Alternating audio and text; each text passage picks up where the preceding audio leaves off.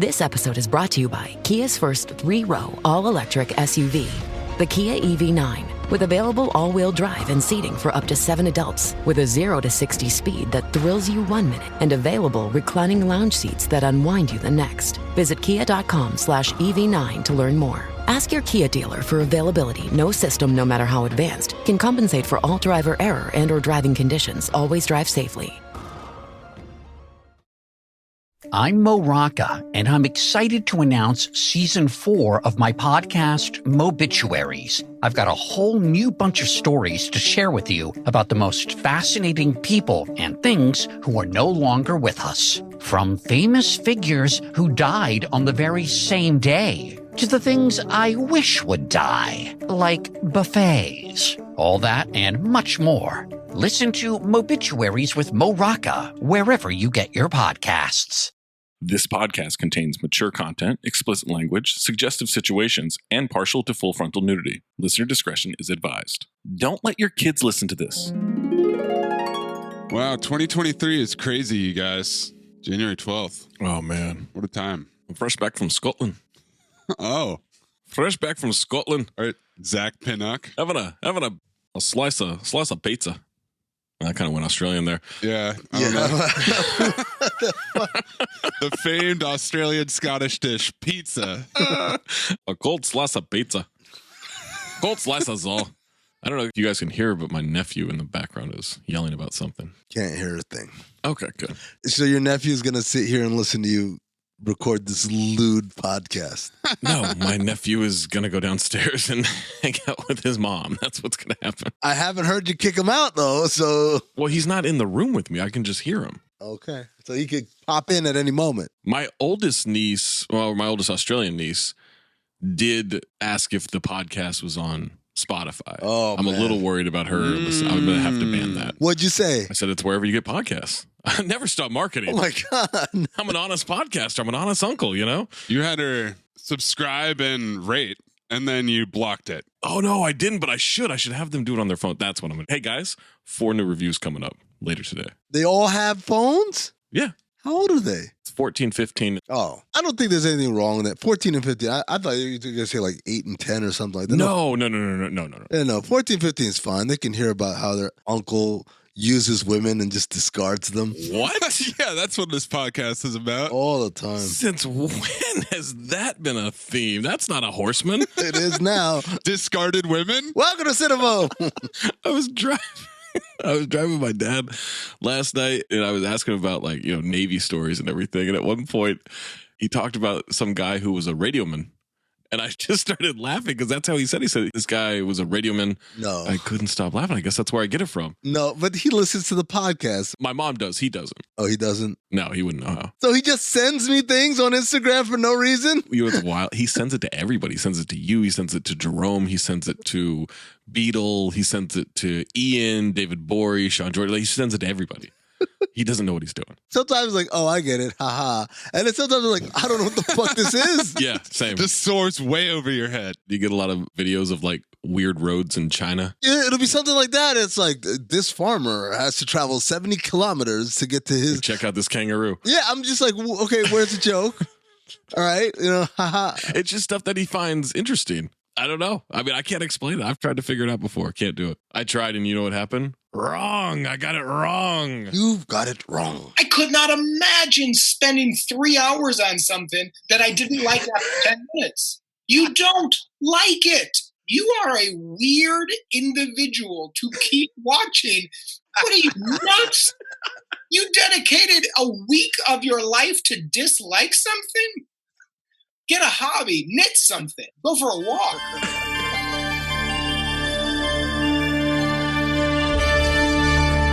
Previously on Cinephobe. How am I supposed to go back to the me before all of this pain? Excuse me? We're new in town and we've never had sex before. Would you give us a hand? I would have rather seen his cock. Out of way, Bobby!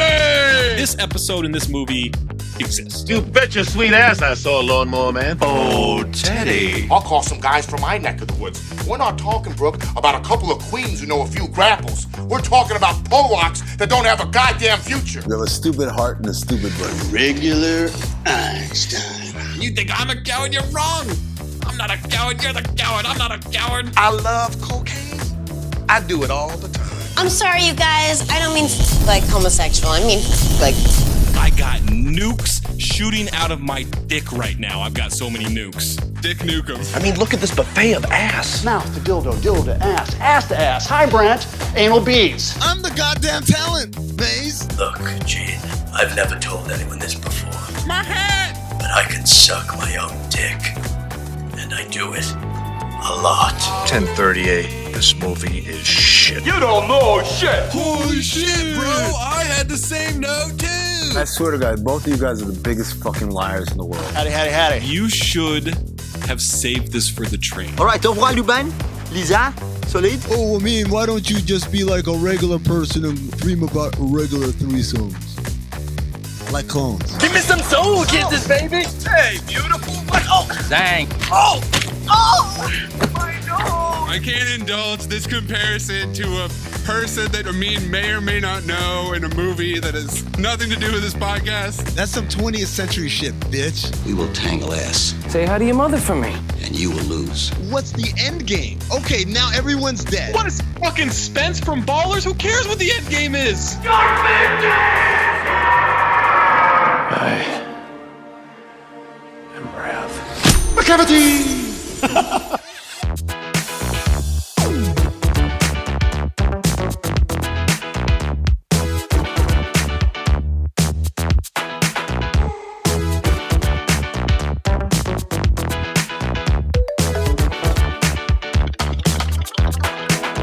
Welcome to Cinephobe, the podcast. We break down the movies you're afraid to admit you love. I'm Zach Harper. That's Amin Hassan. That's Anthony Mayes. We're the Levitard and Friends Network. Meadow Lark Media, top of the lark. Top of the lark. You got to leave a review. If you don't leave a review by the end of 2023, this year. What year? Podcast is over. I'm going back to Scotland. That's what it should be. Zach goes to Scotland if we don't get 20,000 reviews. I book another trip to Scotland, just making an annual trip? No, a permanent trip. Oh, permanent trip. 5,568 reviews on Apple. Latest review. Tony from John Thomas Ma. I'm only listening for the Tony Melody random movie reviews. Listen to Swordfish, and I'm excited about Tony's review being read by Zach Harper on Jason Bourne, spelled Borne. Let me tell you, if you're looking for Tony Melody's reviews, this is the episode for you. Oh, yeah. Hello, my baby. Hello, my dolly. This is an all-time Tony Melody review of Taken 3. Music to my ears. If you have a submission, submit it. Just a reminder, it needs to be 40% or lower on the Rotten Tomatoes audience or the critic score. It's January. It's 2023. Happy New Year. Well, wait, we're 2 weeks in. You still say Happy New Year? I think we've officially crossed the window at this point. Yeah, you give it like a week, right? Izzy Gutierrez says, first week after New Year's, fine. Anything after that doesn't matter. Move on. 2023, January, Liam Neeson month. Amin tested our cognitive strength with memory, and now it's my turn. It's my turn. It's my turn. And I went with the 2014 crime action thriller, Taken 3. That sounds pretty accurate to me. I do like the Taken with the E is a 3. Yeah, that's great, man. Like 7. I also had action thriller. Crime action thriller? No crime written on this one. No, there's crime. Oh, what? There's so much crime. There's so much crime. There's murders. He commits an obscene amount of crime that he gets away with. There's a point where he commits all these murders. An obscene amount. Spoiler alert. And then at the end, the bad guy is like, go ahead. They're coming for you right now. Shoot me, and then you won't have an alibi. Alibi for what? He's committed like 17 murders at least. He took their life. I'm trying to find, like I told you guys, I had taken... No, he said it. Oh, your old notes? Yeah, well, I had taken down how many crimes he had committed. Okay. The second time I watched it in the theater one weekend. To recap, Zach went and watched this movie when it came out and was so moved that he came back the following weekend to watch it again. No. I mean, I saw it on a Friday, and then I saw it again on a Sunday. Jeez. I saw it twice in the same weekend. Why? Why not? Welcome to Cinephobe. You went explicitly to see this movie for a second time, and it ended, you got up and left the theater. It was the same weekend that I bought Scorpion King 4 for the second time because I'd forgotten it on my road trip. So this was a road trip weekend that you saw Taken 3 twice? Yeah. On the road. I saw it in Atlanta. Wow. This is Zach's November 12th, 1955, right? Like, it's just a nexus of all of these events. The time-space continuum just keeps pulling them back. It was me, it was Robbie Callan, and it was Adam Jacoby. You went to this movie with a group? A couple of sports writers cutting it up. And then you said, I need to come back and watch this on my own. Amin, no. The three of us went back again. We all went and saw it again. What a time, man. I'm glad we weren't friends then. We're not friends now. Hey, Taken 3 stars, repeat offender Liam Neeson. No. Hoops you may know from A Million Ways to Die in the West, Daddy's Home 2, Honest Thief, Battleship, and Memory. I wish I knew how to quit you. He had Wrath of the Titans, Battleship, The Dark Knight Rises, and Taken 2 in 2012. He had Nonstop, this movie, the Lego Movie, and A Million Ways to Die in the West in 2014, and then Run All Night, Ted 2, and the Entourage movie in 2015. That's a run. It is a run. He was just cranking them out. It's an amble. It's an amble, yeah. I don't know if he was running. Man, there's some ambling in this movie. Oh. Amble entertainment. The way he runs like... You ever watch speed walking at the Olympics? Yes. That's what it looks like. It's a little slower than that. This movie also stars Forrest Whitaker, Famke Janssen, and Maggie Grace. Forrest, 3-time repeat offender with Bloodsport and Battlefield Earth. I wish I knew how to quit you. I keep forgetting he was in Bloodsport, man. He was a cop. Yeah, he was the guy chasing. Yeah. He was in Dope and Southpaw in 2015. Famke is a 3-time repeat offender for Primal and The Poison Rose. She's in the first 2 Taken movies, and she was in 2 different X-Men movies in 2014. And then Maggie's in the first 2 Taken movies, and she's a repeat offender from Hurricane Heist. I wish I knew how to quit you. It's been a nice long hiatus for Maggie Grace, but she's back, baby. High status. We also get Doug Ray Scott, Sam Pruell, and Don Harvey. Doug Ray is in Deep Impact, Mission Impossible 2, and 35 episodes of Batwoman. So he was famously replaced by Hugh Jackman as Wolverine. Oh, was he? He was going to be Wolverine? He was going to be Wolverine, and then MI2 went long shooting, and he had a motorcycle accident, so he had to drop out. Oh, wow. He missed out on Wolverine because of that piece of shit? He would have fucked it up, though. Oh, he would have been terrible in it, yeah. This was fate. Is that the worst? Was it Will Smith, Wild Wild West, instead of The Matrix? Ooh. The 2 ones that I think of are Stuart Townsend, which we talked about on the LXG episode, got fired off of Lord of the Rings. He was going to be Aragorn. Viggo Mortensen came in, and then Hugh Jackman came in and took over Wolverine. I think those 2 go together because the person who took the role became iconic, and the person who missed the role is essentially irrelevant now. Didn't Sean Connery have one where he's like, I don't do weird movies, and then... Yeah, he did LXG and he didn't do The Matrix. Yeah. But Sean Connery was already famous, and it didn't really hurt him that much. Right. Same with Will Smith. What I love about the Mission Impossible 2 villain is they tried to be so smart and next level, because there's one point where he's just like, what do you want? He's like, I want stock options in like this pharmaceutical company. Whoa, this dude is evil. As we've established, I remember nothing of any plot of any Mission Impossible or any James Bond ever. Oh, they're so good, man. They're all the same movie, and I love them. Yeah. I always walk away, wow, what a fun movie. And then a week later, what was it about? Some shit. Some shit, I don't know. Bomb, I think. Sam is in The Hurt Locker and Legend.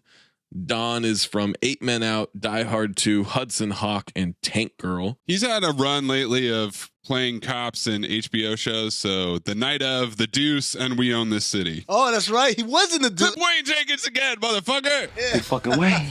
Oh, Hendrix. I think I'm getting an erection, man. Big fucking Wayne. Dylan Bruno from Saving Private Ryan. Dylan. Leland Orser from 7, Escape from LA, Very Bad Things, The Taken franchise, and repeat offender from Daredevil. You know who he played? I have no idea. Wow. Wow. He played Owen Wilson? He played Owen Wilson in Daredevil. He had the initials WOW, and that was on his card. David Warshawski from the Taken franchise, Face Off, G.I. Jane, and repeat offender from Now You See Me 2. I wish I knew how to quit you. John Grease from Napoleon Dynamite, the Taken franchise, and White Lotus. Uncle Rico. Back in 82, I used to be able to throw a pigskin a quarter mile. Are you serious? I'm dead serious. I knew it was Uncle Rico. I was like, man, he looks just like Greg from fucking White Lotus. But then I won't lie. I got very self-conscious because I was like, yeah. oh, here they go. Because you're a racist? They're going to shit on me and all that. You faked yourself out. You overthought it. I love how you finally backed off one and it was right. And it was right. This is not going to be good. He's going to double down next time. Judy Beecher, repeat offender from Armageddon. Jimmy Gonzalez, repeat offender from Four Christmases. Wallace Langham from Draft Day, 247 episodes of CSI. And he's a repeat offender from Soul Man. Stephanie Honoré, repeat offender from Left Behind. Steve Coulter, repeat offender from Eddie. Kevin Fry, repeat offender from Eraser. Alan D. Purwin, repeat offender from Batman vs. Superman Dawn of Justice Ultimate Edition. And Philip J. Silvera, repeat offender from Cop Out. And Al Sapienza from Money Plane. I wish I knew how to quit you. Taken 3 is directed by Olivier Megaton. What a name. What? It's French, but also sounds like a Transformer. But also fucking dope, man. Clip it, Maze, Megatron. Megaton. Megaton has directed Exit, The Red Siren, Transporter 3, Columbiana, and Taken 2. It was written by Luc Besson and Robert Mark Kamen. The Luc Besson. Luke, who wrote Point of No Return, Leon the Professional, The Fifth Element, Transporter, Taken, Taken 2, Lucy, and repeat offender from Taxi. I wish I knew how to quit you. Robert wrote the Karate Kid franchise, Lethal Weapon 3, The Fifth Element, Transporter, Taken 1 and 2, and the better Karate Kid with Jaden Smith. I rewatched the original Karate Kid. That shit is fucking good, man. Terrible. I thought it was going to be campy and shit. It's terrible? No, that shit was fucking good. Terrible compared to the Jaden Smith one. No, it's better than the Jaden. Not even close. It is. Ridiculous. Ridiculous not. Taraji P. Henson, Jackie Chan. I love all those people. Jaden Smith, better actor than Ralph Macchio. Fuck out of here. No way. I was blown away by how good he was. I bet you were. By the way, here's a hot take. Elizabeth Shue.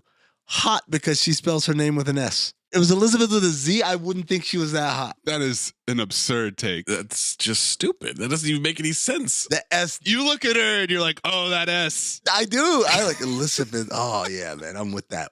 Check out that S.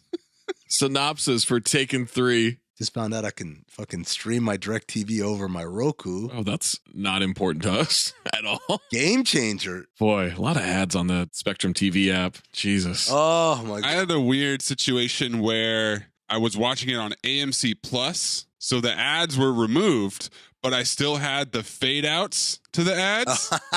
So weird. Because it's the AMC version. I had twice where I had the fade outs with no ads. It's bizarre. Quick fade to black and fade back in. And we're back. Synopsis for Taken 3. Accused of a ruthless murder he never committed or witnessed, Brian Mills goes on the run and brings out his particular set of skills to find the true killer and clear his name. That's a wordy synopsis. Why did they throw in the didn't witness it thing? What? This is like, what was the one? Obviously skilled. Obviously skilled. An American Ninja. Yeah. What are you talking about? Impossible. There's no such thing. I'm going to give the alternate taglines before I give the real one, okay? All right. This time, they come for him. That's true. Yes? They didn't try to take him, though. Oh, wait, no. Spoiler alert. They did. First, they took his daughter. Now, they're coming for him. Okay, well, that makes it sound like it's the same people. And then the real tagline, which I think is perfect. It ends here. Oh, it does. I mean, look. They nailed it. It done did end there. It's great. $48 million estimated budget. Are you ready for this? Mm-hmm. 89.2 million US. 326.4 million worldwide. Dude, I'm telling you, that global audience. There's no global in this. It's just fake Russians. This is real easy. Car chases, hand-to-hand combat. That's all you need. Global audience will eat that up. I mean, that's all I need. The Taken trilogy made $929 million. Wow. Couldn't get to $1 billion, though. That's disappointing. Unfortunately, it ended there. Before we jump into this movie and you listen to the rest of this podcast, Taken 3 available on AMC, AMC Plus. Stream it on your cable services, Fubo. They all got it. Taken 3 receives 13% from the critics on 124 reviews.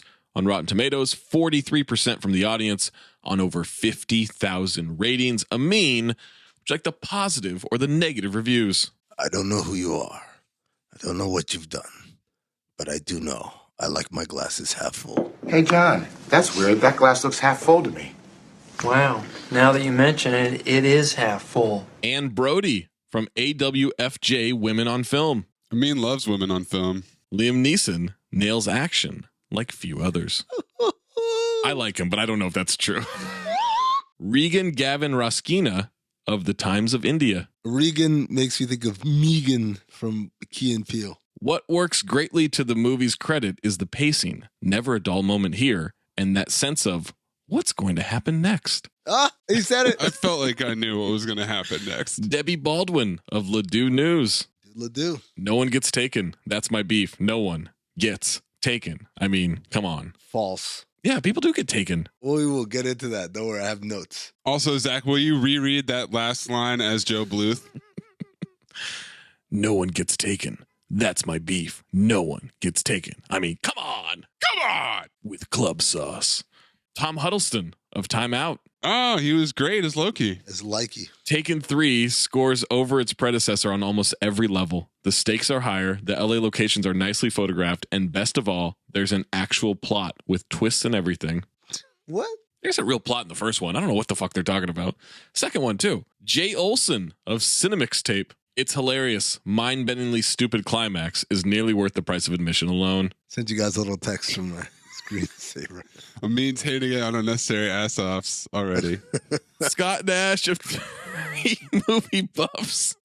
Not as much fun as it should have been, but still enjoyable in its own cheesy way. Amy Nicholson of LA Weekly. All you need to know about Taken 3 is that Liam Neeson survives an explosive car crash twice. That's all you need to know. Kyle Anderson of Entertainment Weekly. Role player. Slow-mo. It's the weakest of the trilogy, but Taken 3 kicks just hard enough to survive another day. But it doesn't. It ends here. Well, hold on. Matt Patches of IGN Movies. Patches O'Houlihan. Neeson's charisma, Whitaker's gravitas, and a few smart action choices supplying action junkies with enough vitamins to live another day. What? There were a bunch that were like, this one lives another day. This one survives another day. I don't know if vitamins help you live another day. It can improve your quality of life. User Michelle's movie moment, 5 out of 5. Liam Neeson always delivers. Michelle from Dodgeball. User Mike J, 5 out of 5. Jordan! Sonic is a movie theaters, and Sonic theaters in theaters, movie theaters. Huh? User Blank, 4.5 out of 5 stars. Arthur Blank. Taken 3 could easily have been a standalone film and is best enjoyed with that mindset. It doesn't follow the original DNA of the first 2 films, but honestly, that's what makes it fresh. Honesty is such a lonely word.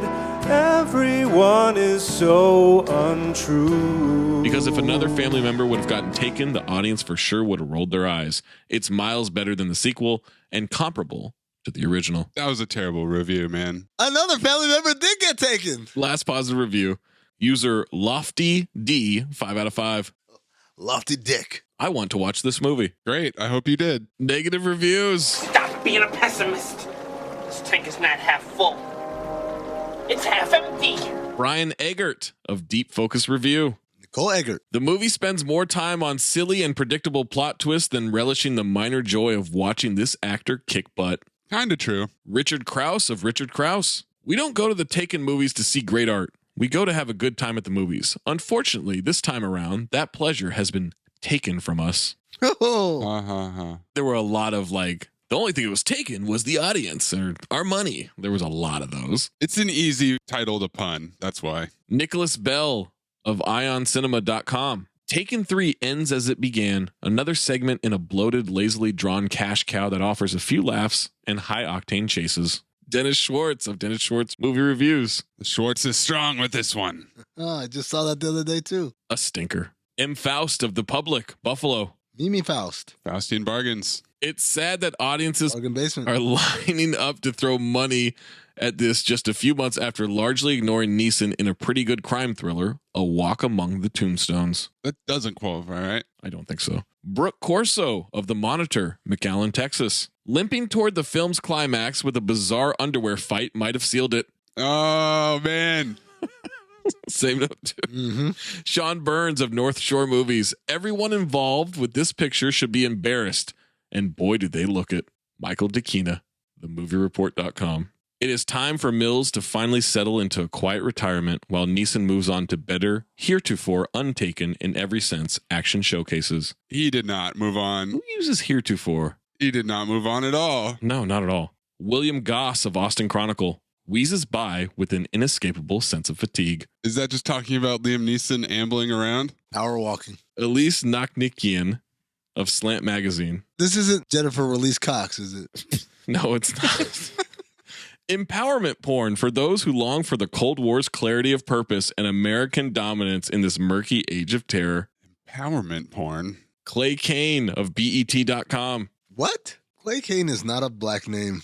It doesn't look like a black person in the avatar either. Clay Kane, journalist. Creator of the documentary Holler If You Hear Me, Black and Gay in the Church. Well, okay. Clay Kane is black. I'm looking at him. He's mixed, but he's definitely black. It's a small avatar on Rotten Tomatoes, so I absolve myself. He was nominated for a 2016 GLAAD Media Award. Taken with no one taken? That would be like The Exorcist with no exorcist.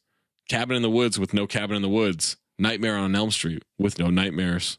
He's also the author of The Grift, The Downward Spiral of Black Republicans from the Party of Lincoln to the Cult of Trump, which will be released in 2023. William Bibbiani of Crave Online. Joey Tribbiani. Taken 3 makes Taken 2 look like Taken. And then Scott Mendelson of Forbes. Taken 3 makes Taken 2 look like Taken. All right. I like that one. Well, hold on. The reviews were the same day. Wait, you like the second one? Yes, because I didn't hear the first one because I was reading.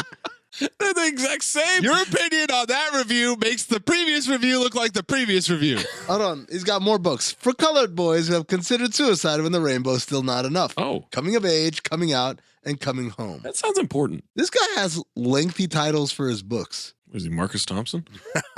For real. Marcus Thompson's titles are a book in and of themselves. All right. We're going to have some pre-recorded messages for you, but after that, Amin's first note. Listener, what's up? Zach Harper, coming to you live from just making my picks on Prize Picks, the largest daily fantasy sports platform in North America. For my money and your money, the easiest and most exciting way to play DFS. Again, that's daily fantasy sports. It's just you against the numbers instead of battling thousands of players, including like pros and sharks, those people that really try to game the system and screw you over. You just pick more or less on 2 to 6 player stat projections and watch the winnings roll in. Basketball's here, right? So check this out. This is the cool thing that I love from Prize Picks. You can now pick combo projections across football and basketball from the Specials League, a league created specifically for combo projections that includes 2 or more players from different sports and leagues. So if you want to do like more Patrick Mahomes yards and less James Harden points, you can do that. You can do that combination. You can do any combination that they have on there. You just go to the Specials League. You want to play alongside people. Maybe you don't want to go it alone. Maybe you want to play alongside people. You can go to, I don't know, Meek Mill, Andrew Schultz. You find them in the community plays under the promos tab of the app to view entries from some of the biggest names in the Prize Picks community each week. And best of all, Prize Picks even offers a reboot policy so your entries stay in play even if one of your players gets injured. For football and basketball games, if you have the player who exits the game in the first half and does not return in the second, that player is rebooted. Prize Picks, the only daily fantasy sports platform with an injury insurance policy. So I'll tell you what you do. You go to prizepicks.com/ding and use the promo code DING, D-I-N-G, for a first deposit match up to $100. Let me say that again for you. You go to prizepicks.com/ding.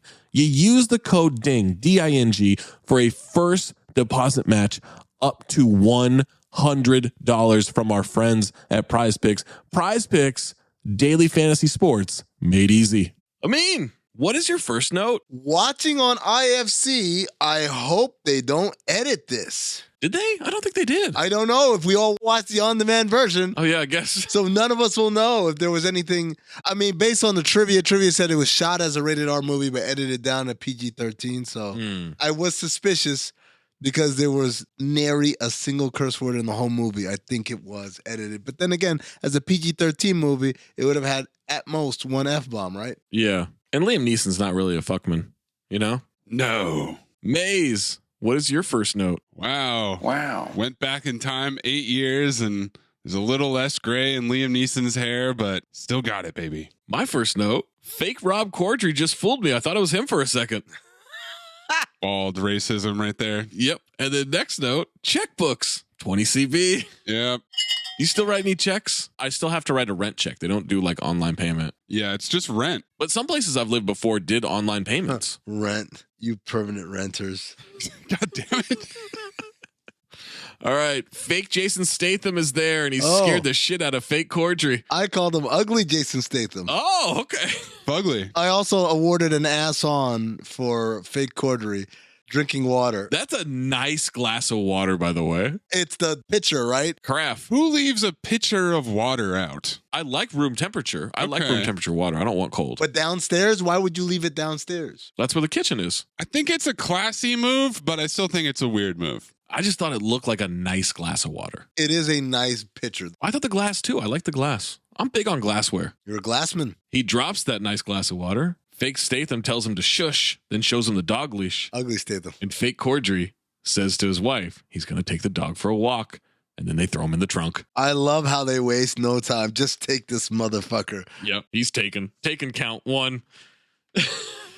Cut to downtown LA. Sweeping helicopter shots, dramatic horns. I was really hoping we'd get the bridge. Oh. Well, in this shot, I meant. I rooted so hard for it. They walk him through the lobby of a nice building, up the elevator, and oh my God, it's Lloyd Rosdestvo, which is Russian for Christmas.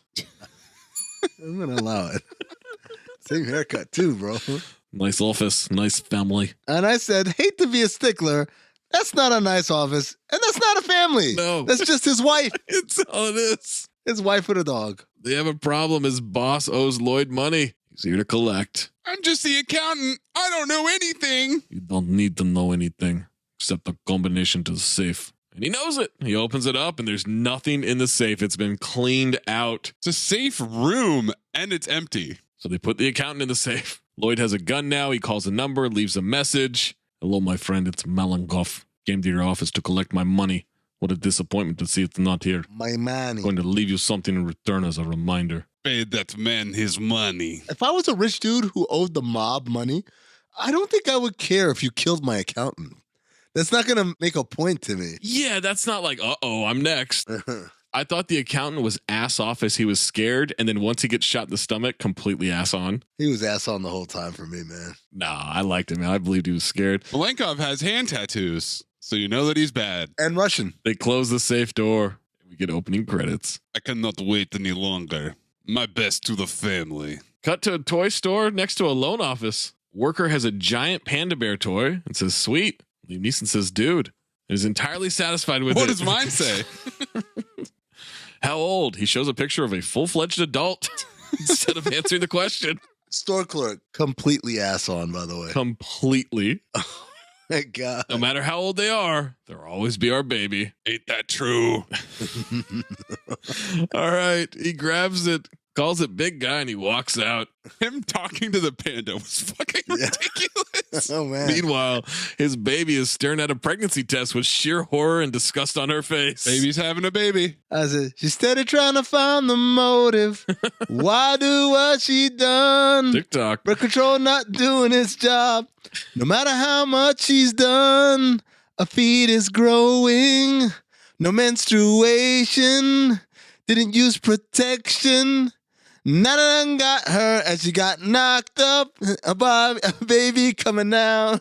Doorbell. It's Dad with the bear. He says happy birthday. Her birthday's not for 3 days. You're always saying I'm so predictable. I wanted to shake things up a bit, make it a little less predictable. Picture of him with the bear. See the picture? He's so happy, man. With the champagne. Some champagne. And the sunglasses. Some champagne. To fill Fill them up.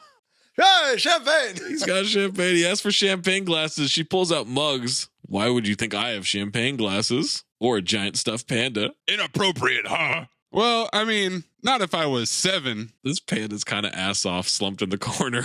Just watching, but he's dejected. I said, I think we have a new mascot. Look at that picture. It's Bingo Bear. You can hang on to it until you've got a 7-year-old of your own. Not funny. Uh-oh, boy comes home. It's Jimmy. Jimmy with one M. Well, spoiler alert. Later on, they misspell Manny. Yes, yes. Many men. Many men. Wish death upon me. Kim and Jimmy, it's like an episode of Better Call Saul. Liam seems less than pleased to know that he exists. Jimmy offers to leave them alone for father-daughter time. Once again, Liam mentions that he's trying to be unpredictable because Kim always points out how predictable he is. It's predictable that he would say that. We get some schedule exposition from Jimmy. That's funny coming from her. You want to talk about predictable? Every single day, same exact store before class, same peach yogurt drink. Why is he talking about this? Fourth from the back, not the fifth, not the third. Fourth will always stay cold, but not too cold. Future callback. I wish he's drinking as a snack between classes, and Liam just cuts him off because it's cold. I know. I would do exactly the same thing. Now stop railing my daughter without a condom. We should have put a Jimmy hat on with one M. He'd pick the same one. It's the OCD gene. Kim tells Liam it's too early to pop open a bottle, so he'll put it in the fridge. Not for Gal Gadot, man. Jimmy's like, what's that, a panda? It's awesome. Jimmy, ass off. He says he'll leave them and starts taking the panda, and now she feels bad. You should feel bad. I'll exchange it for something more predictable. Classic parent guilt, right? Oh, yeah. Just make your kid feel like shit. Liam sees her look out the window as he gets in the car. Kim sees that he wrote, I love you on the bottle. By the way, when she walked up to him and said, no, don't take the panda, my note was, looks like her cheeks were taken. Jesus Christ. Taken count 2. You know, sometimes I read my notes and I say to myself, did someone else write this shit? Oh, come on. You've established a clear track record here. We're all trying to find the guy who did this and give him a spanking. It's obviously this guy, right? Yes. Yeah, I think this is pretty. I'm just saying, it feels like an alter. Don't tell me that your memory's gone. That was last week. It's all about the memories, man. Remember when you had the hugest boner? The sock. Oh, man. Famke calls Liam to see how it went. Great. Fantastic. Couldn't have gone better. She knew about the panda? Lenore is a name that Liam Neeson was born to say. Absolutely. Lenore. It's so, it has all the timbre and like rich oakiness. Jeffrey Tambor. All these fucking pictures of the panda. Yo, man, the bear is ass off. Bingo Bear. I'm so mad that Bingo Bear didn't come back in this movie. Yeah, he should have killed someone with the bear. Oh, man, he should have been driving the private jet at the end. Spoiler alert. Yeah, a couple of bingos cutting it up. Panda wasn't a hit, I take it. Careful what you say. He's sitting right next to me. When did she grow up, Lenore? Lenore. Pander. He's heading home. He's going to make a little dinner. If you'd like to join us. Us? Me and the panda. He invites her to dinner with Cobra formula. Okay, so I've forgotten the plots of Taken 1 and 2. Okay. So I said, are they divorced? Is this a plot point from Taken 2? It's from Taken 1. Tekken? Tekken. The video game? It's from Tekken. You start fighting, they get a divorce. She's going to take a rain check if it's okay with him and the panda. Says, I know what you're thinking. Keep it to yourself. Panda, ass off. Cut to Liam's home. He's cooking, and Famke shows up. She'd like a drink. They cheers. They're drinking wine, and she is stressed. He's called her honey. She and Stuart have tried everything. Therapy, counseling. Oh, when she starts talking about Stuart, I got it. Question, do you prepare dinner when you're by yourself? Yes. You do? Yeah. You're out here chopping and shit like that? I love to cook, yeah. By yourself? Yeah. Lonely fuck. What about you, Maze? Sorry for being able to cook. Yeah, sorry for cutting and preparing things and not just microwaving everything. You want me to just throw a whole fucking bell pepper into a pot and just hope it cooks right? Maze, do you prepare dinner when you're by yourself? Less often, but I will, yes. Okay, I'll take that answer. I won't take, oh yeah, oh, that's like, oh, that's what I do. Like, that's, you fucking nerd. You're a nerd if you like to cook? Yeah, by yourself? Yes. What do you do, Amin? He just jacks off. I don't live by myself. I'm sorry, guys. I'm never alone. Sorry for having a family and loved ones. Oh, man. I'm so glad I don't have kids. The way she reached forward to grab his hand. Grab my hand, Famke. Yo, my dick got hard. Whoa. Yeah, I was like, here we go. I have the worst taste in men. Thanks. Oh, no, not you. Oh, God, I'm sorry. Well, kind of him because you divorced him. Yeah. She says she doesn't feel anything anymore.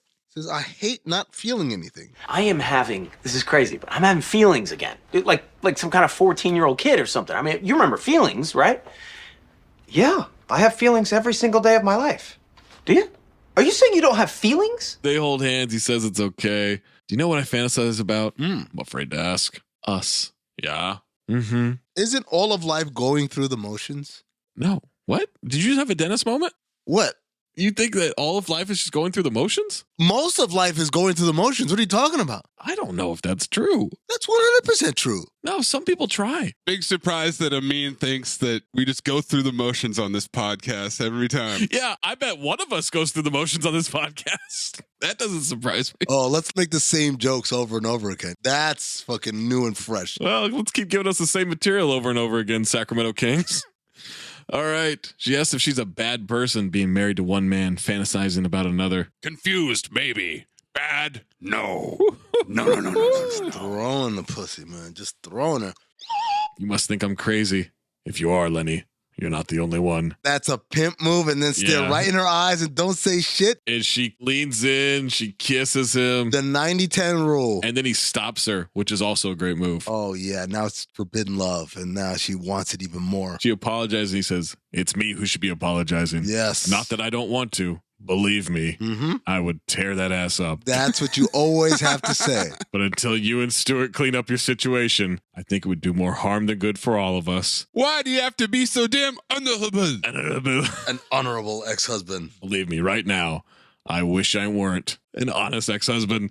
She's going to leave, and he says, wait. I gotta say, I'm loving the pace of this movie right now. Dude, it is paced so well. Let's blow through all the pretenses and go for the gusto. Take some people, murder some people, have a fucking love affair. All of it. Let's go. In the first 10 minutes of this movie. He gives her his key, says he's going out of town in a couple of days for a month for a job. If she needs someplace to go, she can go there. She takes it. And I thought, Amin is crazy. She's still a great actress. She's good in this. You trashed her in Poison Rose. She was terrible in Poison Rose. She's good in this. Oh, you're out of your mind. This is her comfort zone. Also, zero cheeks. That's your comfort zone. Damn right. Cut to a golf course. Guy time. Banter. So much banter in this scene. Liam's trying to back out of the job now. They say, you've got to let it go. Lenore's a grown woman. You're not her husband anymore. But she is my friend. I think you should talk to someone about that. Why do I need a shrink when I got you guys? Well, there's a good point. Kim calls Liam, wants to see him. Hey, that rhymed. One of the guys misses a putt. Cut to a diner. That scene was completely unnecessary, other than introducing us to the guys who later on would. No, it's just reminding us that those are his friends. Yeah, it's just the boys. The CIA operatives. They've only been in the previous two movies, but we wouldn't know that because this is our first take-in. Kim and Liam are there. He says this is a nice surprise and she needs some advice. Something she didn't plan ever. And then all of a sudden some little shit in that diner throws a plate of spaghetti on the ground. Spaghetti for breakfast. And I'm pretty sure this is the moment she decided to have an abortion. I say, real life birth control in action. That is going to be serious trouble in a few years. You mark my words. She lies, says she was thinking about getting a puppy. Put it on Facebook, but nobody claimed it yet. Yeah, I was thinking about getting an abortion puppy. Want to know what I think? It's a lot of work, a lot of responsibility. With your lifestyle the way it is at the moment, with college, exposition, you got to be there. Feed it, walk it. No different than having a kid. Abrupt fade out? And that's when I realized that it was edited for television. Commercial break. Question. He says something to the waitress. I said, do you call waitresses by their names? No. Sally, I think we're going to get... If I know them, yes. Is she wearing a name tag? If they have a name tag, I'm probably not going to do that. It's too folksy. I don't want to have a relationship with everybody that services me. That's pretty clear. Yep. Can't wait for the nephew and niece to listen to this. I'm pretty sure my 5-year-old nephew's not going to listen to this. Stuart shows up to Brian's apartment. He wants to talk. Brian's making coffee at night. At night. After spaghetti for breakfast. He is all messed up, man. That's that spy life. Would you entertain your ex's current spouse at your house? Fuck no. He's supposed to be a good guy. I guess you share a kid with them. Yeah, they're all supposed to be friendly and they're making it work. Cordial and co-parenting, and also I'm trying to fuck your wife, among other things. I just don't think I would have him come to my house. I'm like, bro. Well, if he showed up, though. Yeah. You wouldn't invite him in? You just keep him at the door? Slam the door in his face? I'd act like I was about to leave. I'm actually on my way out. You're wearing boxers and a robe? That would be an incredible move. Someone knocks on the door and you're like, oh, I'm getting out of here, actually. I'm leaving, actually. Sorry, I'm late. Bye. Stuart starts talking. It's late. He felt it's more respectful to say what he has to say face to face, man to man, so to speak. Knows that she's spoken to Liam about their problems. He's not accusing him of anything, but if their marriage is going to work, it can't have him between them. You kind of are accusing. Liam says there's nothing between the two of them other than Kim. He says, I didn't say there was. Obviously, you share a daughter. You've tried to be the best father you can under the circumstances. Or that means the two of you talking, staying in touch. Stuart wants Liam to stop seeing his wife until they sort things out. I can do that. Wow, that's great. I think he thought that was going to be tougher than it was. To be fair, if you're Stuart, I would be way more scared. Oh, for sure, because you know what this dude can do. This is the third movie at this point. And he has murdered a lot of people. He's killed so many people already. Just these two movies, I don't even know about the CIA shit he was doing. Right. That would be enough normally, just his past. Stuart says he has got to go to Vegas tonight for some business meeting tomorrow. Doesn't want to be worrying about that. They shake hands and Stuart leaves. And it's the next day. Liam is going for an amble. Oh, man. Power walking. Gets a text on his BlackBerry from Lenore. Need to see you. Urgent. Bagels at your place? Bagels. XOXO-L. Bagels? In a hurry? Fake Statham watching his home when Liam leaves. Ugly Statham. Creeping. Brian goes and gets the bagels. Well, here's my question. If she texts you bagels at your place, wouldn't you assume that she's bringing the bagels? Yeah. Right. Why are you going to get the bagels? It doesn't make sense. But he goes to the bagel shop. 4 bagels and maybe some cream cheese. The cashier says, be careful. They're fresh. They're warm. They're really hot. Future callback. He gets back to his place, knows that Lenore's already there. As he walks through the apartment, he steps on a bloody knife. He picks it up, gets his fingerprints all over it. He should be way smarter than this. Way smarter. He was in the fucking CIA. What's this doing here? Oh, I'm going to pick it up. Goes to the bedroom. She's dead on the bed, throat slashed. He's slapping her wrists and 2 cops bust in. Cops are already there. Who called the cops? Why are the cops there? He drops to his knees, puts his hands up, says, I didn't do this. But maybe it was in his head. I don't know if it was out loud. Odd audio. Yeah, it sounded dubbed. As they go to apply the cuffs, he starts hand-to-handing his ass off. Oh, yeah. Fucking whoop these cops' ass. ACAB. Only Steven Seagal is better at this. No. He jumps out the window, lands on his 60-year-old ass directly on a dumpster. He bounces off a golden dumpster like he's a fucking Ninja Turtle. His bones would be shattered. He's got fucking osteoporosis. He can't be doing this shit. Who put a trampoline as the lid to that dumpster? Maybe he had that installed for quick getaways. I want to go back to Zach saying that Steven Seagal is better. When Steven Seagal does it, he's so slow. They know how to shoot Liam Neeson doing his hand-to-hand shit. I'm not going to fault Steven Seagal for updates in action cutting, okay? I am. Cops come down the alley. He's on the run with a gun. Ambling man. Cop car couldn't catch a 62-year-old man on foot.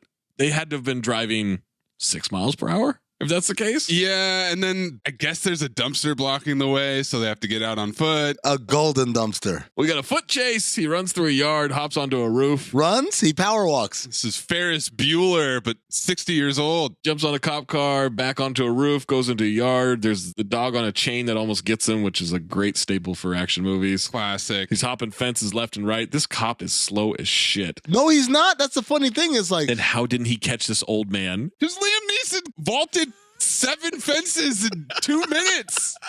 This is insane. Liam Neeson power walks, and then they cut to the cop, and this dude is booking it. High knees, arms are moving. But he's doing that TikTok thing where they do like the fast running, but they're in place. You know? Have you seen that move? No, I haven't. Oh, man. My TikTok algorithm, not quite like yours, Zach. He busts through a house. He runs up the stairs, then drops into a garage. What is the layout of this home? Right. Slides the gun under the truck, then goes under the truck himself. The cops are looking in the windows. The door is sealed. He slides into a work area under the car. How did he know? Lifts up some floorboards, hesitates for a second. Supercharge this. Uh-oh. He's hiding in the crawl space. Wow. To be quite frank, Zach, that was offensive. That was a clever joke, Zach.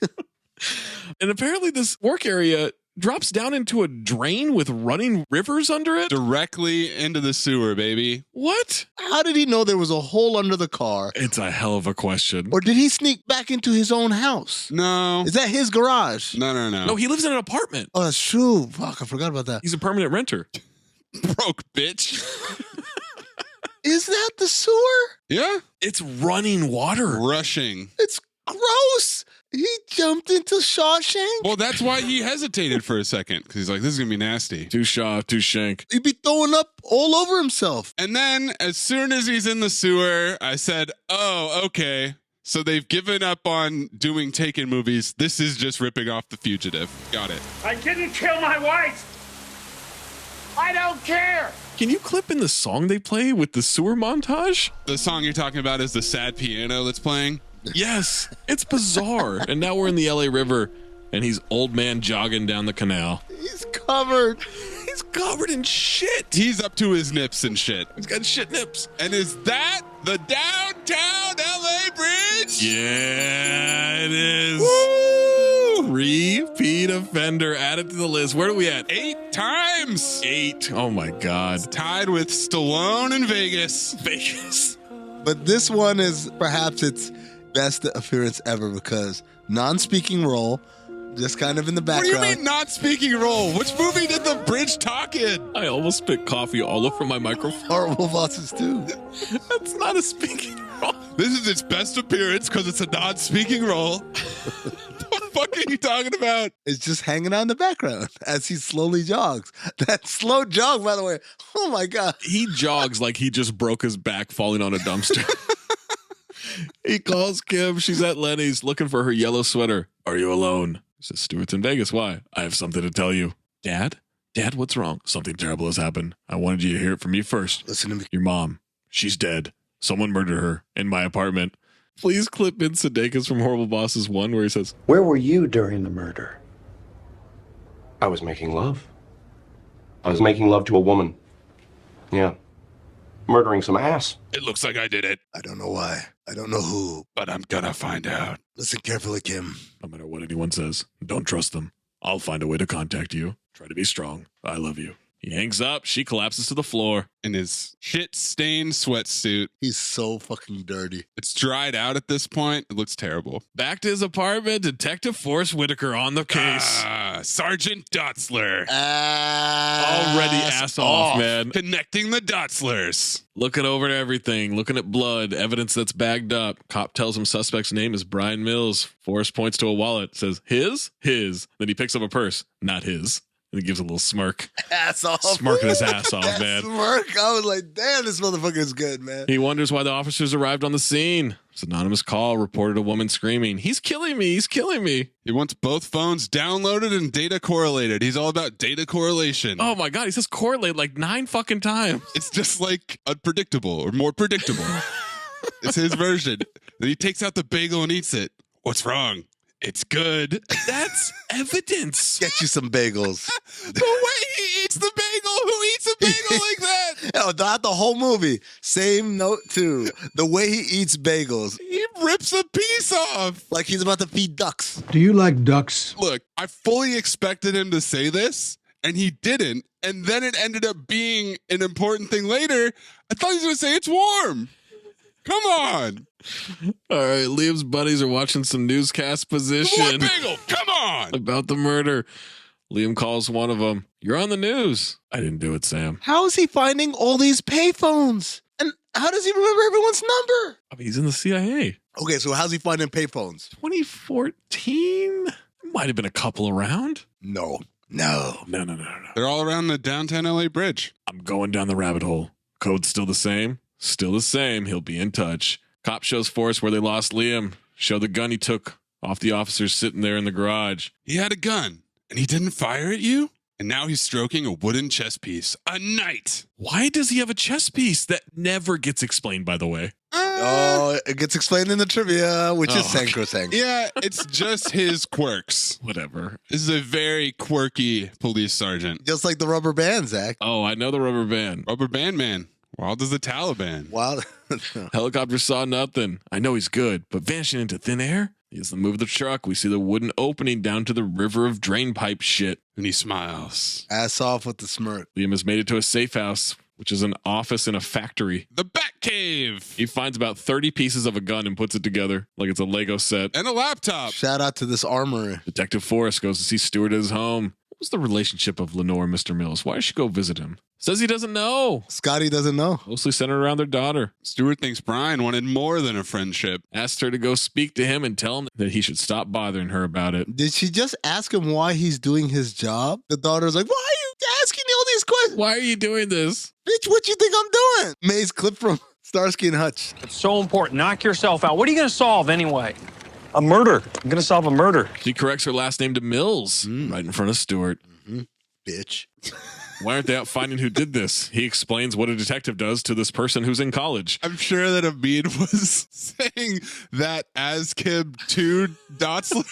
But it just doesn't come off that way. But it did not sound like that. Yeah, come on. See what I'm saying? You guys tired, Hackney, going through the motions, man. Okay. She doesn't know why Mom went to see Dad. Probably to talk about me. Or look at me, Louie situation here. Mm-hmm. She says he didn't do it. There's just no way.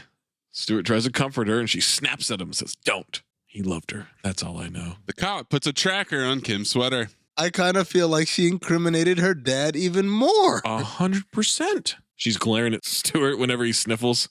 Someone's looking at a denim shirt. She grabs it. Denim, denim, denim. Denim, denim, denim. There's a cop who looks like Johnny Bananas, so he'll just be Detective Bananas the rest of these notes. That's my man from The Deuce, and we own the city. Kim goes into a bedroom, is smelling her mom's clothes, curls up on a bed. Creepy. Detective Forrest takes Stewart to identify the body at the morgue. He starts crying. Stewart with the dry ass Michael Bean ass on cry. Says if anything comes to mind, you know, it might not be anything. You know what happened in Paris and Istanbul? It might not be anything, but when Brian saved his family, you think that's connected to this? Yep, those are the last two movies. Never really wanted to know all the details, but a lot of people ended up dead, and now this. So what you're telling me is I'm dealing with a very dangerous man. No, Brian is not dangerous. No. The world he lives in is. I gotta disagree. Brian's fucking dangerous. He's murdered so many people. Stewart, you should know that. Yeah. It says here name danger powers. No. Danger's my middle name. No. Spoiler alert. Stewart's covering his tracks. He loves his family, but he has a lot of enemies. With Hennessy. Cut to the morgue. Hennessy for his enemies. Liam sneaks into a door. Very easily. Stewart leaves. But at least he changed out of his shit-covered outfit into an all-black duster ensemble. And he went to go see the corpse again? Yeah, so he could take a DNA swab that never paid off. Oh, he took a DNA swab? Oh, I didn't even see that. He took some of her hair. Full disclosure. Legit took a 3-hour nap at this point. Oh, 3 hours? Took a 3-hour nap. A 3-hour nap. Talk about going through the motions. Yeah. My Lord. Notice that she's not breathing Art. That's how it's done.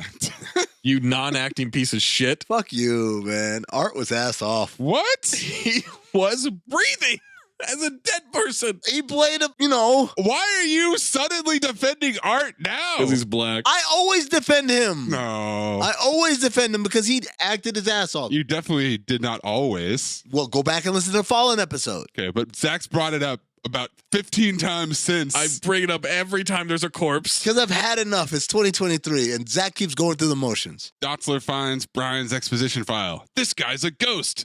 Soy fantasma. Grade A briefing exposition. 21, joins the army. 23, special forces. Then he's gone. No service record, no discharge, nothing. Sounds like spy shit to me. Golden dumpster nominee right there. We've got a race for ass on, boys. This guy is terrible. Ass on? No. Yes. He's terrible. No. All right. Until we have another suspect, he's our man. So here's our best way of finding him. His daughter with the deceased. Her husband says that he's really close to her. And then he talks about correlating data some more. And some more correlation. I really want this data correlated, all right? Let's not screw this up, okay? There's a pep talk. Liam is hiding in the trunk of his own car. What? All right, guys. How? We've got a new horseman. It's something I like to call device position. Oh. Where it tells us the GPS history is downloading. Same note, too. I said this exposition spy device tells us that he's downloading the GPS history. He gets out of the trunk so gingerly. Oh, man, his back still hurts from that fall. Back to the Batcave. Liam pulls up a gas station in Rancho Borrego. What the hell were you doing all the way out there, Lenore? Love when he talks to himself. Go to the gas station. Country music. Because Rancho Borrego means we're in the country. This is like an hour east of LA in Commerce. Yeah. And everyone's got a Texas accent? Yep. What? I really thought he left the state until I saw the Dodgers jerseys on the wall. I'm like, oh, they're still there. Okay. At least make it Yolo County. Sheesh. Ooh. Yeah. Wow. Vacayville. Ass off for Sally as the waitress who just doesn't give a fuck. Oh, she's in classic diner waitress garb. Going through the motions. She says, didn't see hardly nobody. That's a hell of a sentence right there. Yeah, she can't hardly wait either. Ah, you said it. Not exactly a bustling destination, if you know what I mean. Business position? You really can make up a bullshit badge pretty easy, right? I mean, I made fake parking permits at San Diego State. There it is. We got them, boys. This sting operation is complete. Statute of limitations. Or did I? Might be shtick. He sees the camera in there. He goes to the gas station portion, asks if the cameras work or are they just for show. He informs him how to push play on a video. Then he says he's going to stay there while he looks at it. And that's when the two detectives show up there. There's a whoop whoop outside. Yeah. Whoop, whoop, whoop, whoop. I don't think the cops would do that when they're just pulling up undercover here. Detectives don't do that, yeah. They didn't shake their tail feathers after? Liam sees her on the screen, asks if they have problems with the system. Breaks down sometimes. They keep saying they're going to replace it. I love those little details and idiosyncrasies. Texas accent in the Inland Empire. We get detectives asking the waitress if she's seen Lenore, shows a picture. She scoffs. You fellas should get more coordinated. Big movie for scoffing, by the way. Coordinated? You mean correlated? No. You got to hit the John Witherspoon. Yeah. Well, the secret is you got to coordinate. Most people don't coordinate. So you got to coordinate. Yes, that's what you do. Detective Bananas ass on, but that's a golden dumpster. No, he's ass off. Dude, he can't deliver that line for shit. I laughed. He rushed through it like he was in a hurry. I don't think you're accepting his comedic timing here. Says no, like one of your guys was just in here asking the same thing. They swiped to a photo of Liam. She identifies him. As Liam is going through, it's real choppy. The car just disappears. He sees her get taken into a van. He sees a hand tattoo. Our second taken in the movie. Oh, third, because you mentioned that cheeks were taken. No, stop that. Stop that. You said it, motherfucker. Stop that. One more, and we've completed the taken trifecta. Cops are in the room with their guns drawn. Brian hasn't reacted at all. Oh, man. Locked in on the footage, hitting enhance. He's zeroing in on a hand tattoo. He really hasn't learned that much after evading the cop the first time. No. Also, they are unhinged. I'll shoot you. Step away from the goddamn desk. I'll shoot you. LAPD, Zach. Come on now. Yeah, but he's white. That's true. He finally stands up, raises his hands, grabs the cuffs. They put on him. He completely fucks up the Miranda rights. You know the drill. Anything you say can and will be used against you in a court of law. That's not enough, guys. You have to say the whole thing. Nah, he knows the drill. Come on now. The department was forced to drop the charges because you forgot to read him his Miranda rights. What possible reason is there for not doing the only thing you have to do when arresting someone? I did read him his right. I did a version of that. Do you even know the Miranda rights? Yes. Let's hear them then. You got a lot of stuff to do. Go ahead. You going anywhere, Schmidt? You got time? I had a thing, but I can probably push it back. Go ahead. It's 4 declamatory sentences followed by a question for a total of 57 words. Okay. Look, it obviously starts with you have the right to remain silent. I know you've heard this before. And then, I think it sounds something like, well, the thing, right. You have the right to remain an attorney.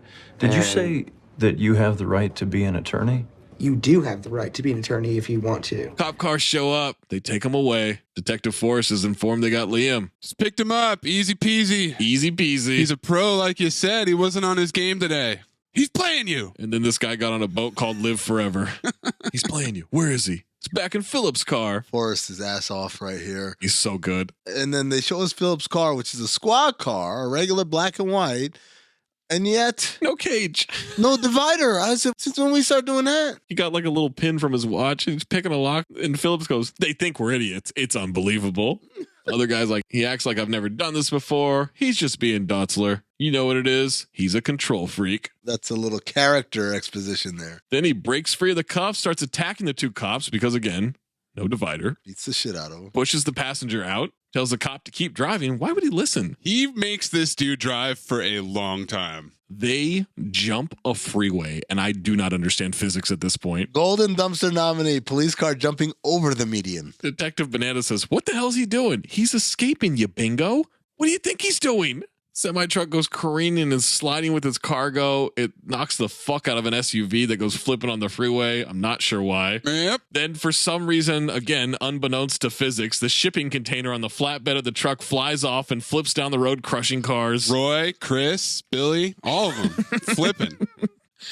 Detectives get out of the car. A car hits the cop car. Liam says drive. He gets T-boned repeatedly. He's spinning around, and then they drive away, and the car looks fine. Fine. Oh, man. Same note, too, but the point is coming later when they start tracking it. It's a continuity error right there. Were those not there before? Guess there's been a continuity error.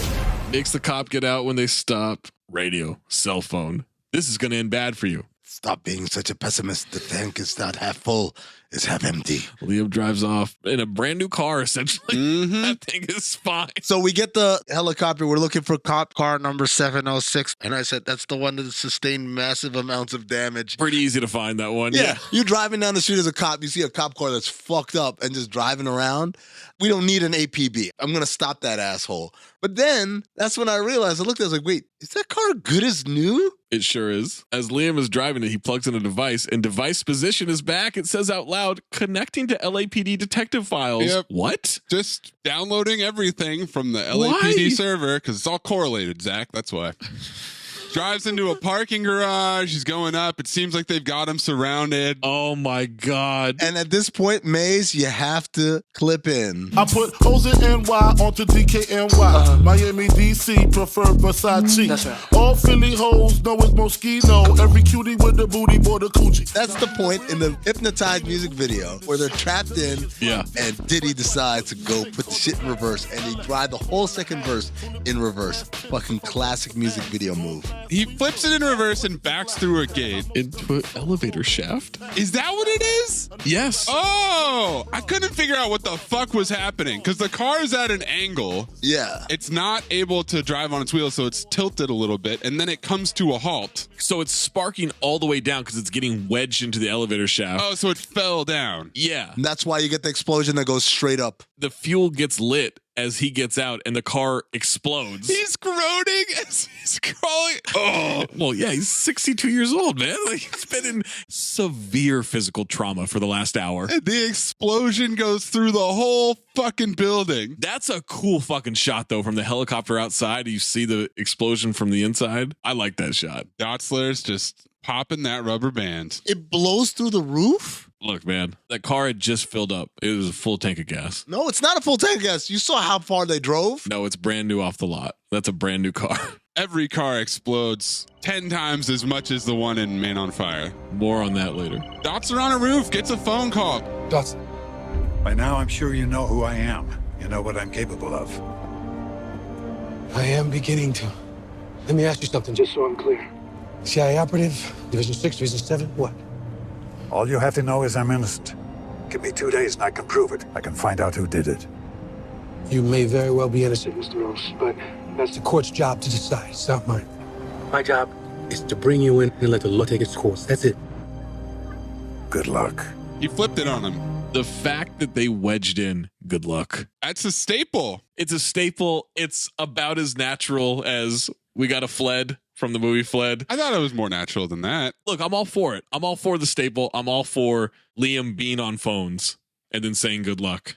But they wedged that thing in there. You didn't like the role reversal there? It's fine. I just thought it was a little forced. I liked it. I called it a nice little recapposition from these two. He tosses the phone into a bus. They're tracking it north and forces, don't bother tracking it. He's gone. Well, that's not how police work happens. Yo. You should probably check out every angle. Forrest Whitaker waves the white flag so many fucking times in this movie. Once he found out this guy was in the CIA, the special forces, he's like, well, I'm fucked up. I'm just a detective. Like, I can't do this. Dotzler goes back and forth between being really on top of his shit. Like, he knows that he's gone.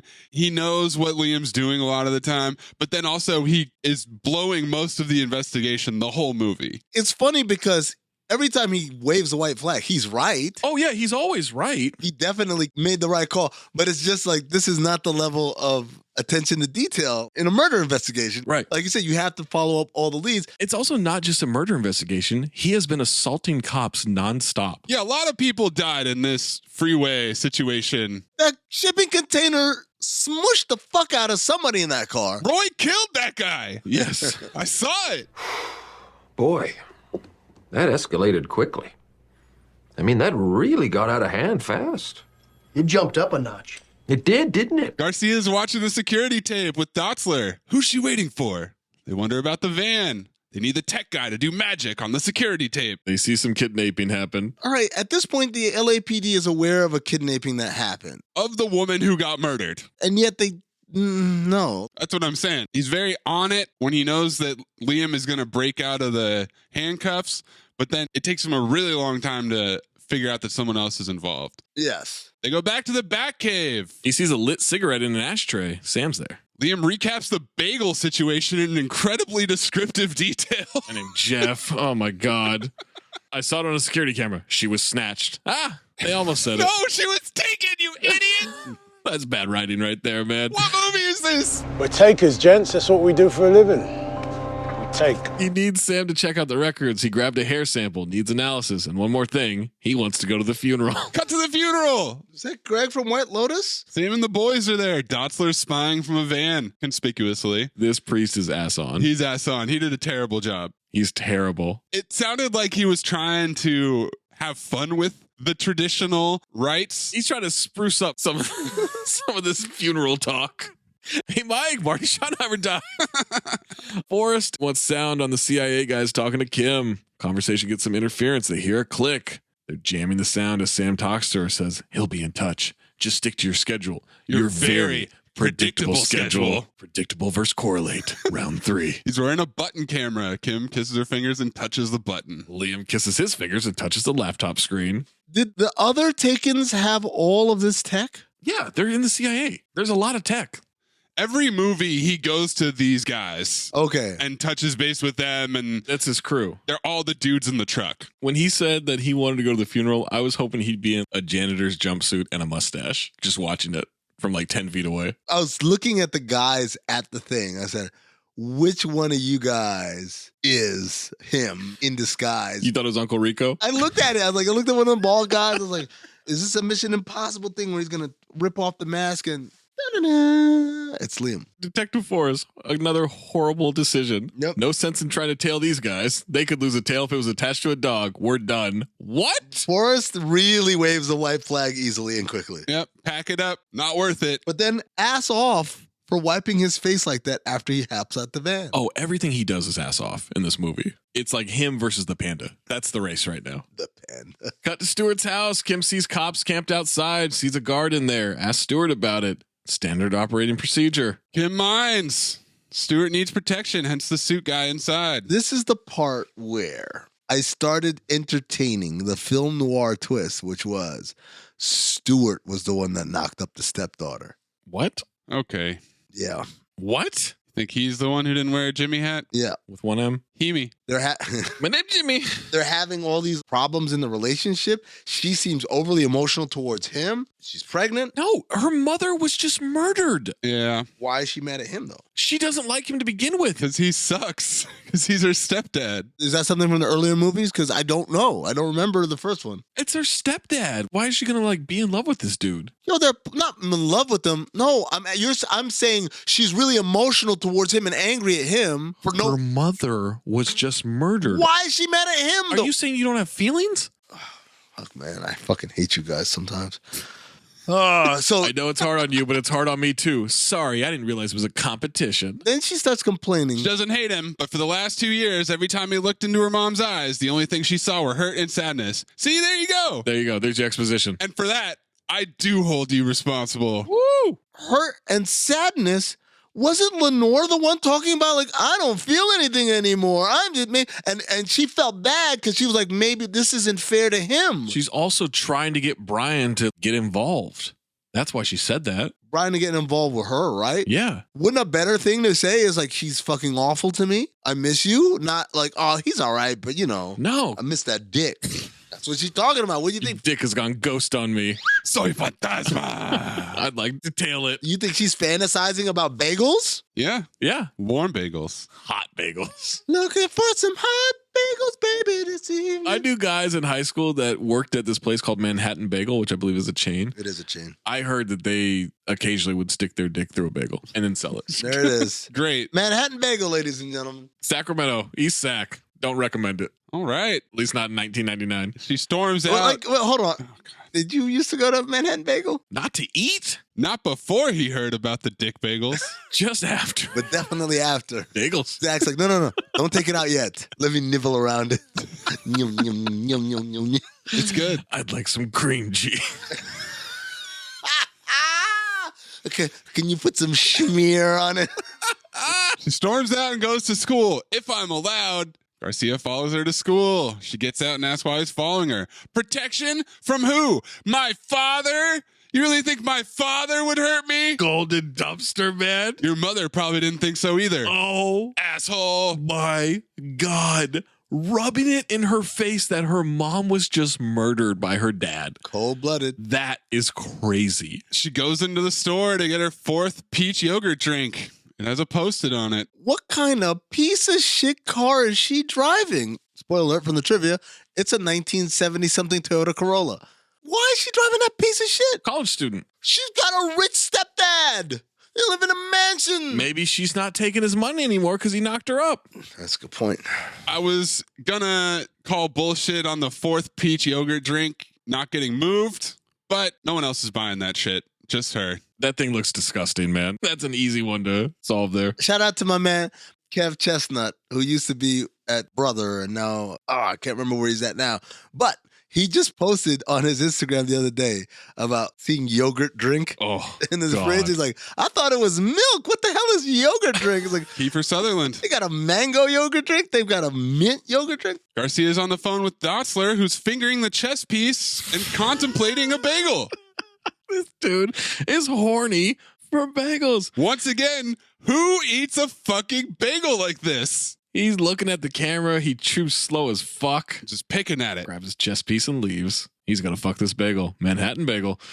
Cut to class. Detective's confused by the class. Dorsal and ventral streams of the brain. She starts feeling sick. Asks someone to take notes for her. He hears this. He leaves the car, starts heading towards her. Forrest is at the mini mart, shows a pic of Kim. This guy tells him her routine like a creep. Enthusiastically. Must have been thirsty. Forrest then rifles through the trash, gets the container, and tastes it. Yep, with his pinky. Like Seth Green's buddy eating the salsa. Garcia calls, says she went to the bathroom. Dotzer's on his way, says to call for backup. She goes in the bathroom as Detective Dipshit is creeping. Liam's in there waiting, just like in Memory. He loves hanging out in bathrooms. He loves a bathroom, man. He flushes immediately, finds the bug, puts it in a pouch, tells her to drink something that will take away the nausea from the yogurt because, yes, he drugged his own daughter. Yeah, he could have just put a note that says, meet me in the bathroom at school. Say you're nauseous. Instead of drugging her. Lots of things going on. Number one, what college has lockers? That's a good question. What are these lockers for? Number two, was that necessary to make her nauseous? Absolutely not. Number three, how did he know she'd go to that bathroom and go to that stall? Yeah. Number four, have you ever been in a toilet stall that had a window? Not a window in the bathroom, a window just in that stall. That's a good question. I don't know that I have. I ask all the good questions here, man. Well, not really, but I also haven't been in a college that has lockers. So maybe that's part of the design. We got lockers in this college, and we got windows at the stall. They hug. He keeps saying, "Oh, Kim." She confesses that she's pregnant. Has to repeat it. He sits down and blames it on low blood sugar. I haven't eaten anything since yesterday. So she gives him a piece of chocolate. But really, he just hadn't considered that Jimmy was blowing inside her. Yeah. Like a bagel. Schmear. Dad, I'm pregnant. Now he needs something because he's nauseous. He says, "Don't worry, darling." Ah, he said it. Let's get through this and then figure out what's best. Even he's calling for an abortion of this child. Yeah. Tells her to act natural. This cop is really smart. He must be talking about Forrest. He likes bagels. Cop shows up. Forrest calls him. Moving toward. Liam asks where Kim is staying. Mom, she's been packing mom's stuff. Doesn't feel real. Tells him about the bodyguards. Two girls walk in the bathroom just clucking. Gossip's position. Oh. Puts the bug back on her clothing. hugs her. You call it Gaz's position. I call it these hoes. Yeah. Oh, okay. Something skimpier than this. Oh, skimpier than that. I'm like, oh, shut up. Garcia bursts in and interrupts the two girls. Kicks open the last stall, finds Kim taking a piss. She calls him a perv, and that's an underused word. Perv should be used more. You pervs? Serve the perv. What? That's what we call it. He won't let her leave the bathroom. Forrest might run worse than Liam. We got an amble off. He's ambling. Guard tries to stop him. He knocks the guard out. Forrest and them boys find Liam. We've got the slowest foot chase in history. Yep. He takes out a grenade and tosses it in a closet. Flashbang. Causes chaos. Students running and screaming. The sprinklers comes on. Panic all over the place. And Liam escapes. And apparently that crowd hides a 60-year-old man ambling about. Kim, when she walks out, does not wash her hands, even though she pretended to be sitting on the toilet. Gross. Well, she also just got barged in on by a man who's been stalking her. Second of all, Liam's little run kills me every goddamn time. That little power walk. It's so good. Since Honest Thief, man. And then the flashbang. Why is everyone screaming like bitches? Continuously. They heard a bang in a school. Yep. Did they hear the bang? Yes. You watch the fucking news? Oh, you think it was like an active shooter? They probably thought it was. Let me tell you something. Active shooters at community college? No. Who says it's community college? The lockers, dude. Yeah. The lockers do Maze.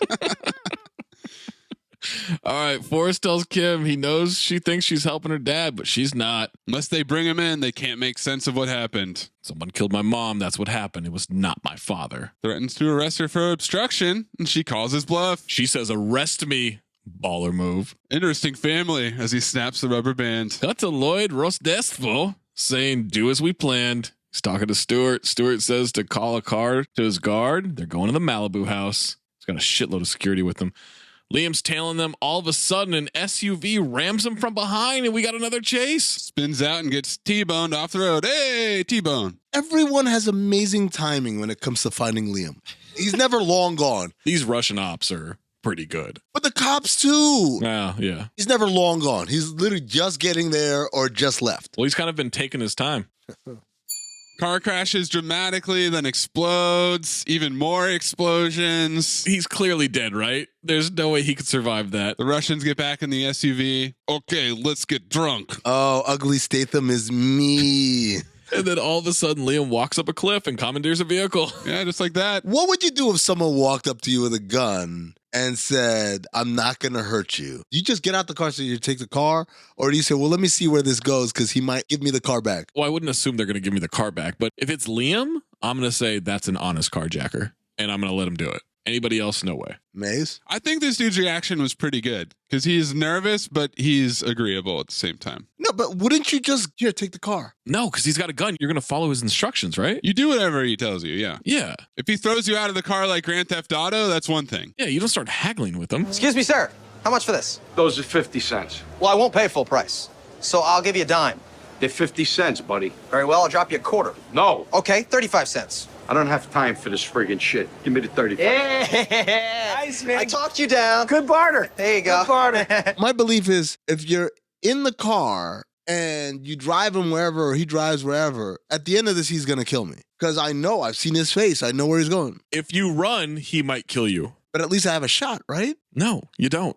He's got a gun. I run zigzag, serpentine. The Russian guy's hitting on the cashier. Oh, clip this absolute gem of a Louis Pinnock from Ugly Statham. What a move, man. Uh-huh.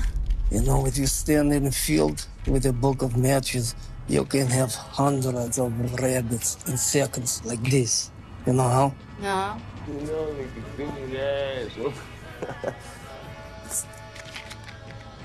Come in, all rabbits.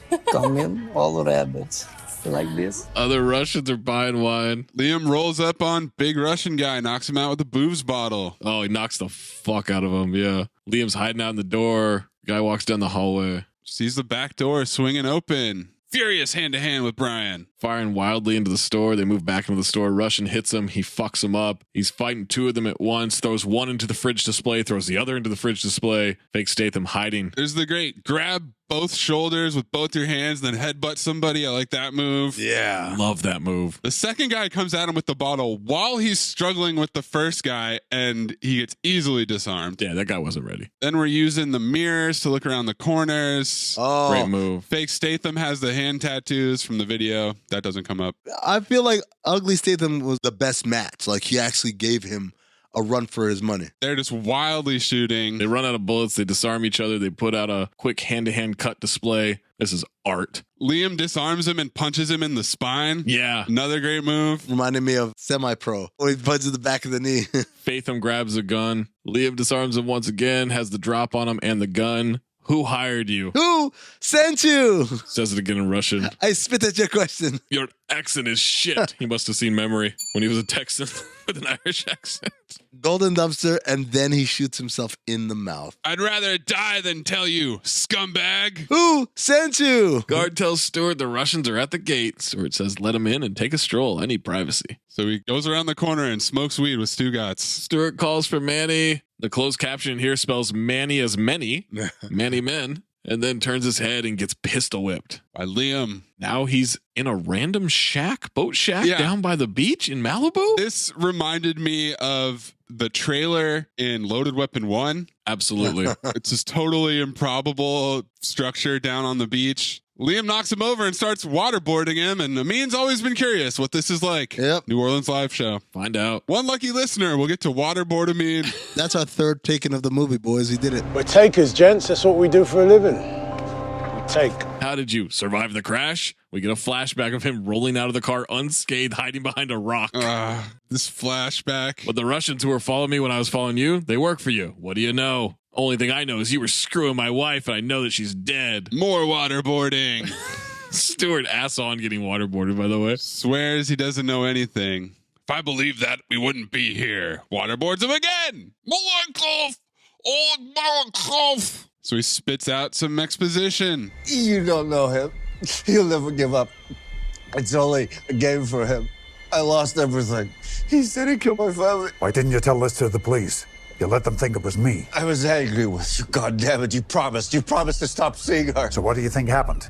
She came over to my place. This Malenkov followed her there. If you weren't seeing her behind my back, she wouldn't have been there in the first place, would she? They would have killed her someplace else. So why are they coming after me? Because I told them who you were, that you would find them and kill them. How convenient would that be for you? I kill them, your debt is canceled. Stewart starts apologizing, starts babbling about loving Lenore. Liam says he's going to go to the police, tell them everything. Stewart says he can't. Malenkov is crazy. Either way, Stewart's a dead man. They kill you, they don't get paid. You're not the one they're going to come after next. And Stewart gasps, Kim.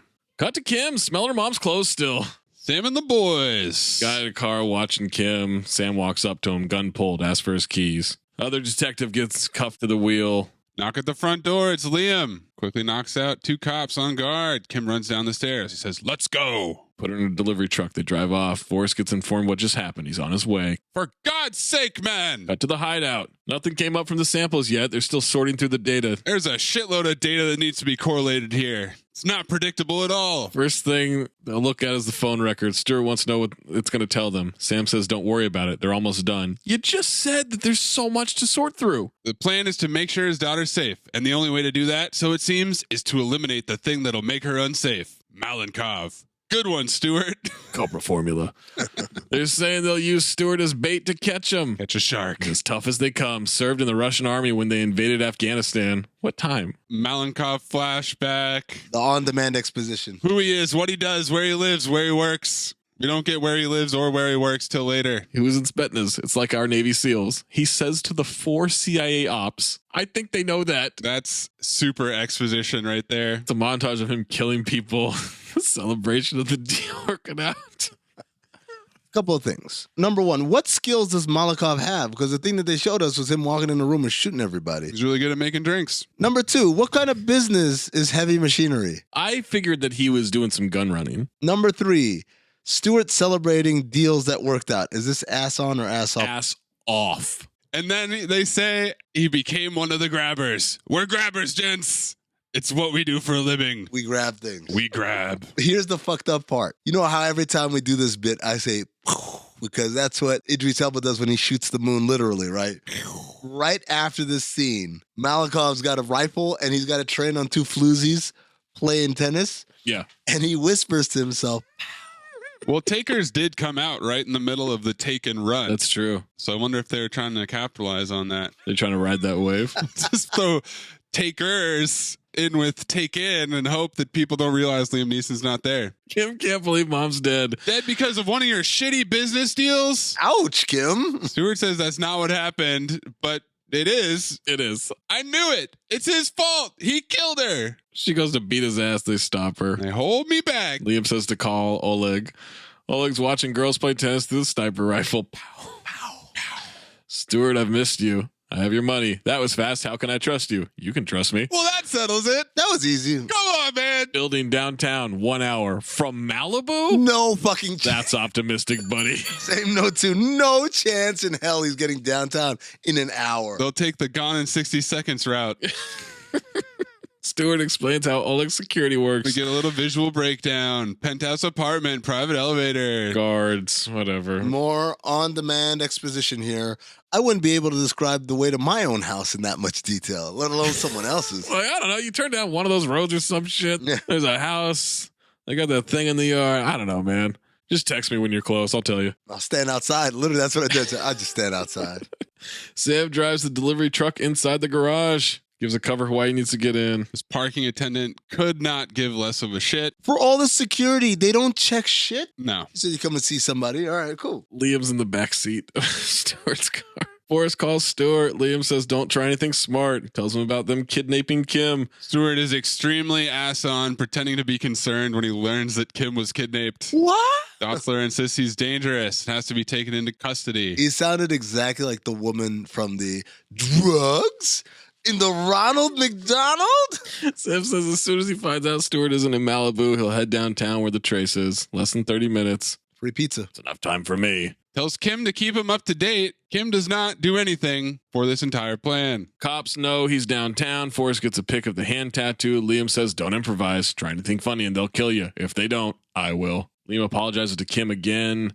Sam's still working on the phone records. Cop tells Forrest they're matching life insurance policies on Stewart and his wife, 12 mil each. Stewart goes into the elevator. Sam hacks into the cameras. Casey is hacking and looping the feed. Liam uses a defibrillator to zap the guards. Yeah, the defibrillator was a nice little touch, but he only used it to take out these two dudes. When they get the elevator footage right, he says, bingo, right on.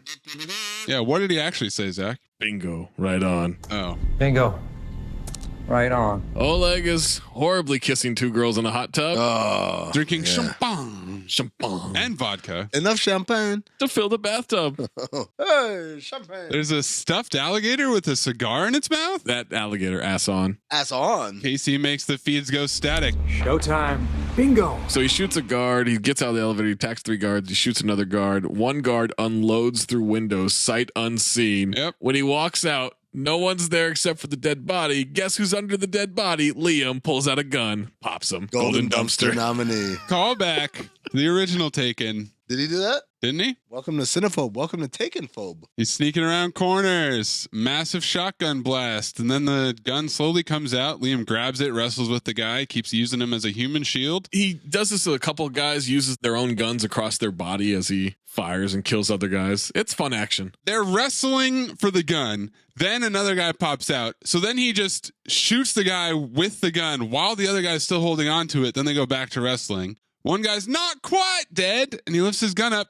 But Liam puts his fingers in his neck or some shit. I don't know what happened there. He's choking him with the gun, and then he sees the other guy, and then pulls the trigger and shoots the guy with that gun. He gets in the apartment. Oleg starts firing from upstairs. He's shooting the shit out of his own place. Open shirt and no pants on. Oh, it's a risky business outfit. Dum, dum, dum, dum, dum, dum, dum, dum. He's got extra magazines strapped to the front of the gun. You rock my head and you rattle my head. Different. You rockin', like... Bingo, right on. Liam shoots down a chandelier near Oleg that causes him to fall down the stairs. Back-to-back movies where he shoots out the chandelier. Finally shoots him once. Oleg still fires after him. A 62-year-old man outruns the gunfire. He dives through glass to escape. Oleg has the drop on him now, hits Liam with the gun. He walks into a room full of broken glass barefoot. Yeah, everywhere. Die Hard. Starts choking him with the gun. Liam breaks free, but Oleg's beating him with the machine gun, drags Liam by the collar to the middle of the floor, grabs a pistol, says to get up, and that's when Liam struggles with him, disarms him, pistol whips him, and shoots him twice. Oleg starts dying with his legs spread, tighty-whities out for everyone to see. Who are you, old man? You killed my ex-wife. But you're not gonna kill my daughter. Your daughter. Appreciate. We are fucked by the same man. What are you talking about? Stuart St. John. First he gets me to kill your wife, then you. And then that doesn't work. He pushes you to kill me. Either way, he wins. Film noir! It was Stuart all along! Your wife was just part of a business deal. Like many before. It is my turn to lose the game. Finish. Finish me. I deserve it. Yes. You do. Finish me. Finish me. Look, he was just in the hot tub. He's still in his underwear. He's obviously still aroused. Very dry, by the way. Liam Neeson says, you killed my ex-wife. And I wrote, the appropriate answer from Malakhov should have been, didn't I do you a favor? Oh boy. Because, you know, ex-wives and all. Oh. Liam doesn't shoot him again, but he still dies from the other bullets. Kim finds that Brian supposedly told Lenny to meet him at Rancho Borrego. I was going to say no one signs their texts with their name, but Liam Neeson is 62 years old in this movie. Accurate. She texts Liam that somebody used his phone. He's tossed so many phones at this point. There's no way she has the right number. I know. There's no way. Stuart sees the message, then eyes a gun on the table. Kim is whispering to Liam through the earpiece. Then Stuart grabs the gun and shoots Sam, takes Kim, and orders her in the car. Liam finds a random car key on the ground. Liam is ambling man towards the elevator. Cops are filling the parking garage. They find Sam struggling in the van. He's still alive. I need a fucking medic! Detective Bananas is going to check the apartment. Elevator's coming down. Door opens. Nobody's inside because Liam is just in the elevator shaft. Climbing down a ladder. Who's more inept? Who should feel more offended? The LAPD or the French FBI in Da Vinci Code? Oh, French FBI. LAPD oscillate between, don't worry about it, we can't stop him anyway, and 50 cops in that garage. None of them notice this dude's here. Agreed, but they're facing a CIA operative. The French FBI was facing a mansplaining professor of symbology who farts when he gets punched in the stomach. They find all the carnage in the penthouse, including Tidy Whitey Oleg. Carnage? Venom. Speeds out of the garage in the Porsche. You got the text from Kim. He reads it out loud. He reads the text out loud. Of course he does. He's old. We get a flashback to Stuart. We already know it's him. This is not necessary.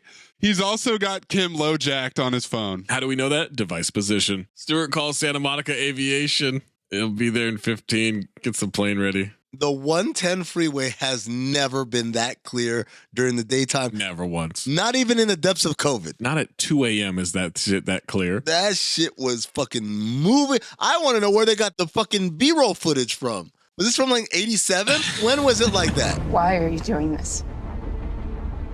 Because your father and his friends are homicidal maniacs. You're a lying piece of shit. Shut up. You killed her. I know you. Shut up! Shut up! I'm not the coward, you're the coward. Two can play this game, you lying piece of shit. Hate to be a stickler again, but technically she didn't say shit, man. Forrest calls for a trace on the Porsche. He wants to be connected with the Porsche phone. Yep. Weird in-between time where the Porsche has a phone. Is that product placement? I think so. He calls it. We get some recaps position. What's your first priority? To arrest St. John and arrest him for your ex-wife's murder. My first priority is my daughter. Oh, got you there, sumbitch. Dotzler also says that he's starting to piece this thing together. Come on, man. Well, to be fair, he's quit about 9 times on this investigation.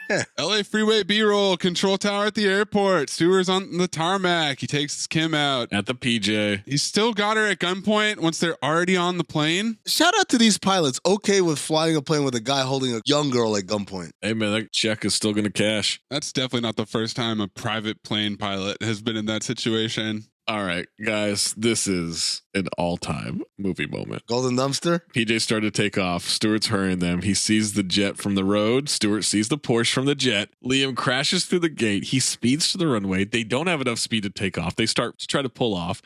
After saying 90 seconds ago, his daughter is his first priority. Yep. He crashes through the landing gear of this private jet. Fucking just wrecks through it. And sends it careening nose down. When he bursts onto the airfield, they cut to Stewart. He just goes, no.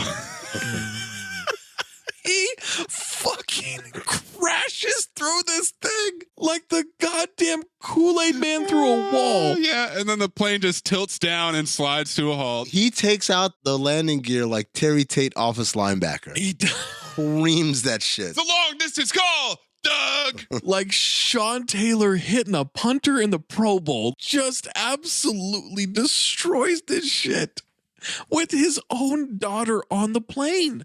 Cars have been exploding left and right in this movie. Not this Porsche, though. It remarkably holds up against any sort of damage. It's brand new. All the cars in this movie are fucking invincible. Except for 2 that explode when you breathe on it. Yeah, unless you drop it down an elevator shaft. Okay, what's our plan? I have one idea that it's so crazy, though, baby. It just might work. You're gonna crash the car into the plane like Liam Neeson in Taken 3? He did that in Taken 3, huh? Liam Tokyo drifts. Kim struggles with Stewart for the gun. He says he'll shoot her in the head. He grabs her as a hostage off the PJ. She pushes him to get away. Liam shoots him in the stomach, and Stewart's down. Very smart, playing me off against the Russian. Kicks him in the ribs. Coming over for coffee, taking my phone, sending texts, and erasing them. We get yet another flashback of him sending the text. That's the second time we flash back to him having coffee with him. Well, buckle up so that your pals can plant Lenore's body and make it look as if I killed her. Another kick, another flashback. All this Now You See Me Too flashbacks explaining how everything gets done. All your problems solved. All your worries over. But it didn't quite work out that way. Sirens in the distance. Stewart says they're coming. You can't kill me now. Ha ha ha ha. He's killed so many people and gotten away with it. Why not? He's murdered so many people. So much property damage. Assaulting cops. You know a lot of people with a good lawyer. You'll get out of jail in a few years, and then I'll come for you. I'll find you. And we both know what's going to happen. Taken 4. Isn't that a lot worse than just killing them? First, I got to go to Pound Me in the Ass prison. Shout out to Michael Bolton. But if I survive all of that and get out in a few years, then I got to worry about this dude hovering over me. He pistol whips the fuck out of him, knocks him out. And then at that moment, the Spectrum TV app gives me a picture-in-picture and says, you might like Con Air because of this movie. Oh. D, you dumb bitch. Liam and Kim hug as the cops show up. She says, Dad. Fade to black. I thought it was over. Nope. That was just the TV editing. Oh, no. Because we needed this so badly. Dotzler meets with Liam. Oh, my God. Clip this Bagel's position, man. I knew from the beginning. It was the bagels. They were warm. I mean, I had to ask myself, what kind of guy goes out for warm bagels and comes back and commits murder? The bagels were warm. Who comes back and commits murder? So you knew that right away when you were at the crime scene and you tasted the warm bagel. When you literally ate evidence. And then you didn't piece any of this shit together until 10 minutes ago. Come on, man. Also, you know, the second time he was eating bagels in the bagel shop, he looks up and sees there's a camera. Yeah. And I thought, oh, they're going to check the camera and realize that Liam Neeson was buying bagels. He couldn't have done it.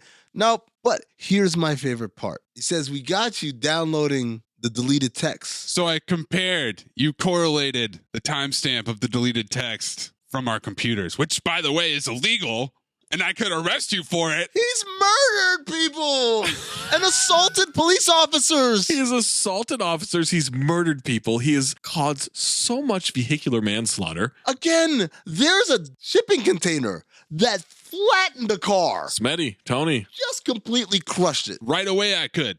but it's got me, and I was able to figure it out. All right, Dotzler. Then Liam recaps position of Stewart's plan. Yep. Almost worked. You didn't help us out by escaping, you know.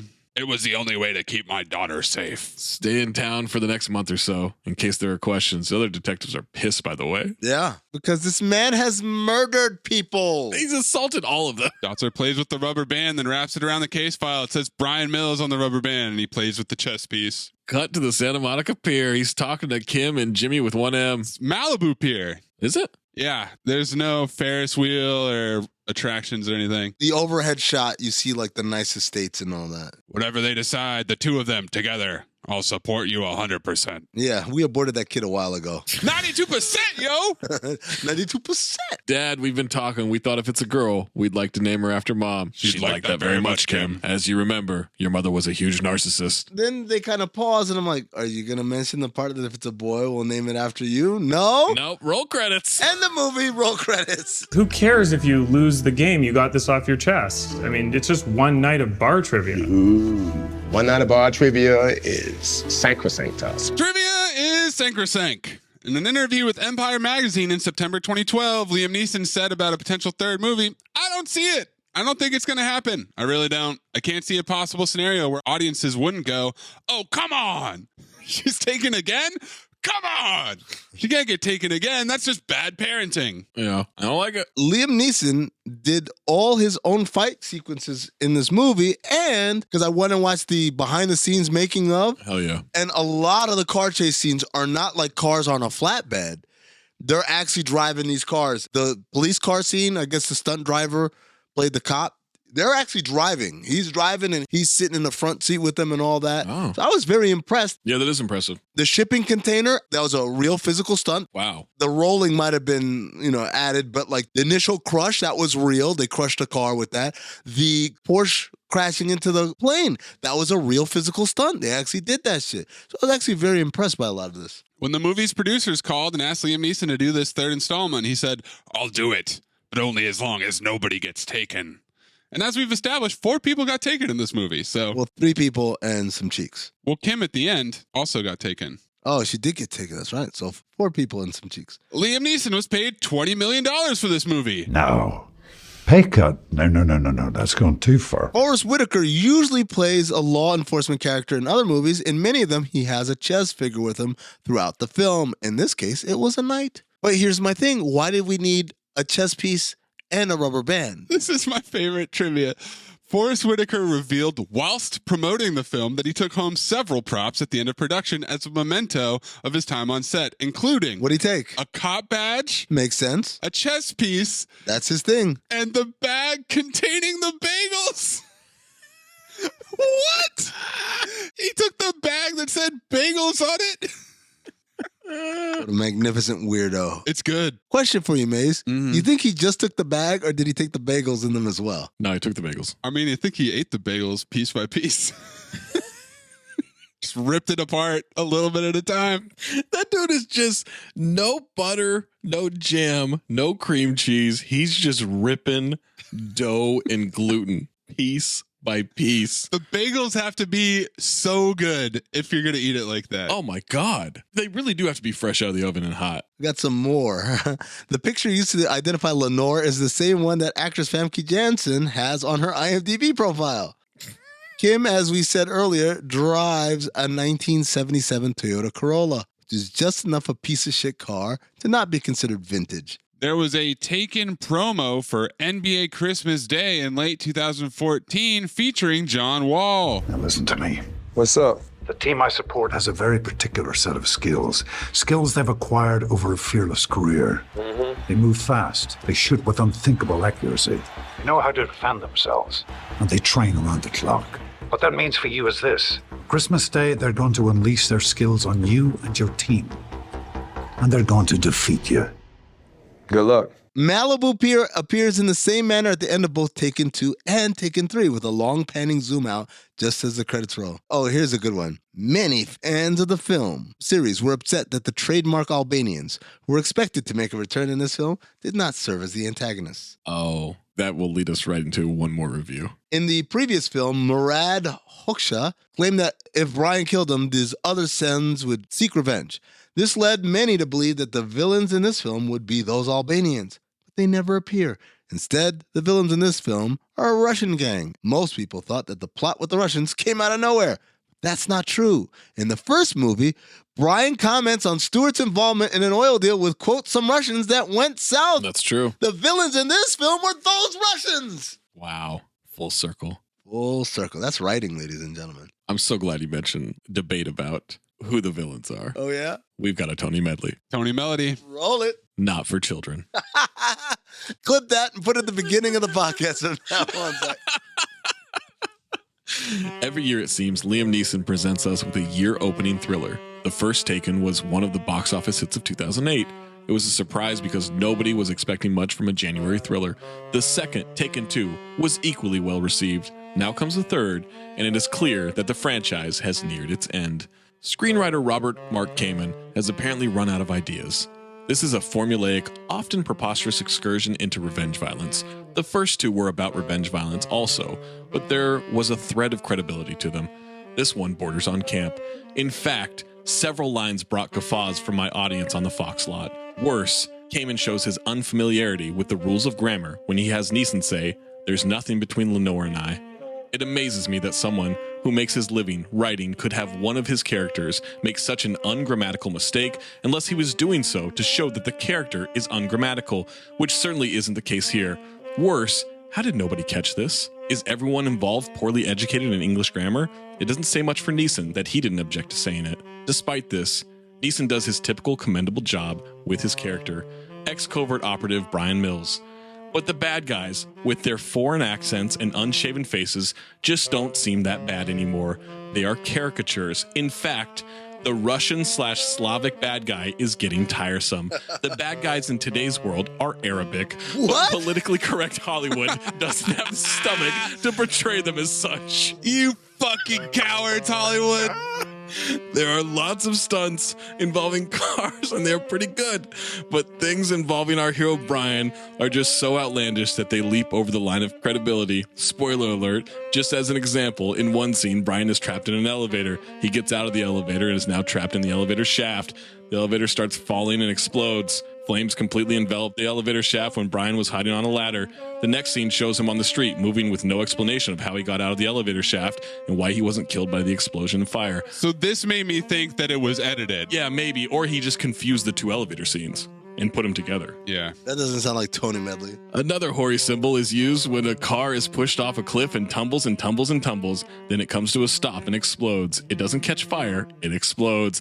This is such an antediluvian device, and it's not what happens when a car goes off a cliff. It does not explode.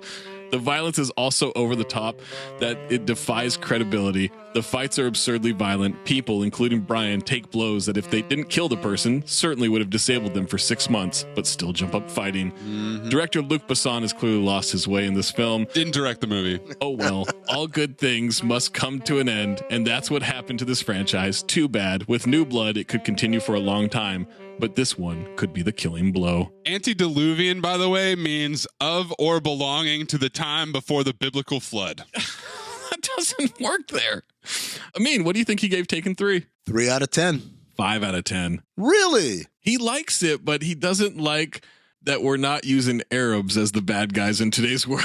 Arabs, yeah, that's true. Like politically correct Hollywood doesn't have the stomach to portray them. I like that Russians are our friends now, guys. What are we doing? Well, 2 years later, they were his friend by getting someone elected.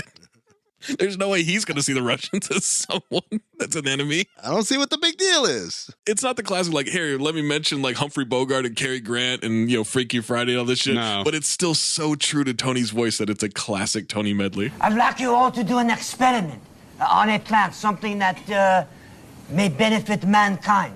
And if you devise something that's groundbreaking, I guarantee you a A in this course. Whoa, hold on, man. You following me? You can't do that, Lionel. Look, man, if you don't want me to have a foreman job, I understand, but I need my fucking job, man. Louis Pinnock Accent Award. It's got to be Oleg Malenkov because he's British. No, Ugly Statham. Ugly Statham's really bad, man. I think Ugly Statham is actually Russian. What? Hold on. Which guy is he? That can't be true. I was going to Google Ugly Statham. I was like, oh, that's not the name of his character. Shit. Oh, no, you're right. I take it back. He's Welsh. He plays Maxim. And if not him, second place goes to Liam Neeson for Ugly Statham saying he's got a shit accent. Let's show them who the horsemen are, guys. Yeah, we got soul.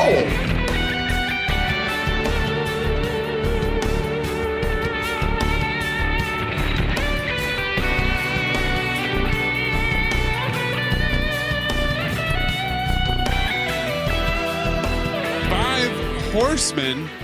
This is easy. Well, it's a whole series built on Poppy Talk. That's true. There's some epic flashbacks. Yeah. You've got Zach's device exposition. Texposition, as I call it. Device position. There's also chess and bagels. I would vote for bagels, man. I think it's easy. Because Forrest Whitaker took the bagel bag home, I'm tempted to make it bagels because that was the key thing that solved the murder was that he knew the bagels were warm. I'm kind of married to texposition. The idea of the device existing solely for the purpose of delivering exposition to us. Telling us connecting to the LAPD detective files in a cop car. These weird qualifiers in there. I'm like, well, why would it say that? We'd go device/text position. Breathe in through nose, out the mouth. Ass on, ass off. Teddy Rex, Moosey Teddy Rex. Teddy Rex, Moosey Teddy Rex.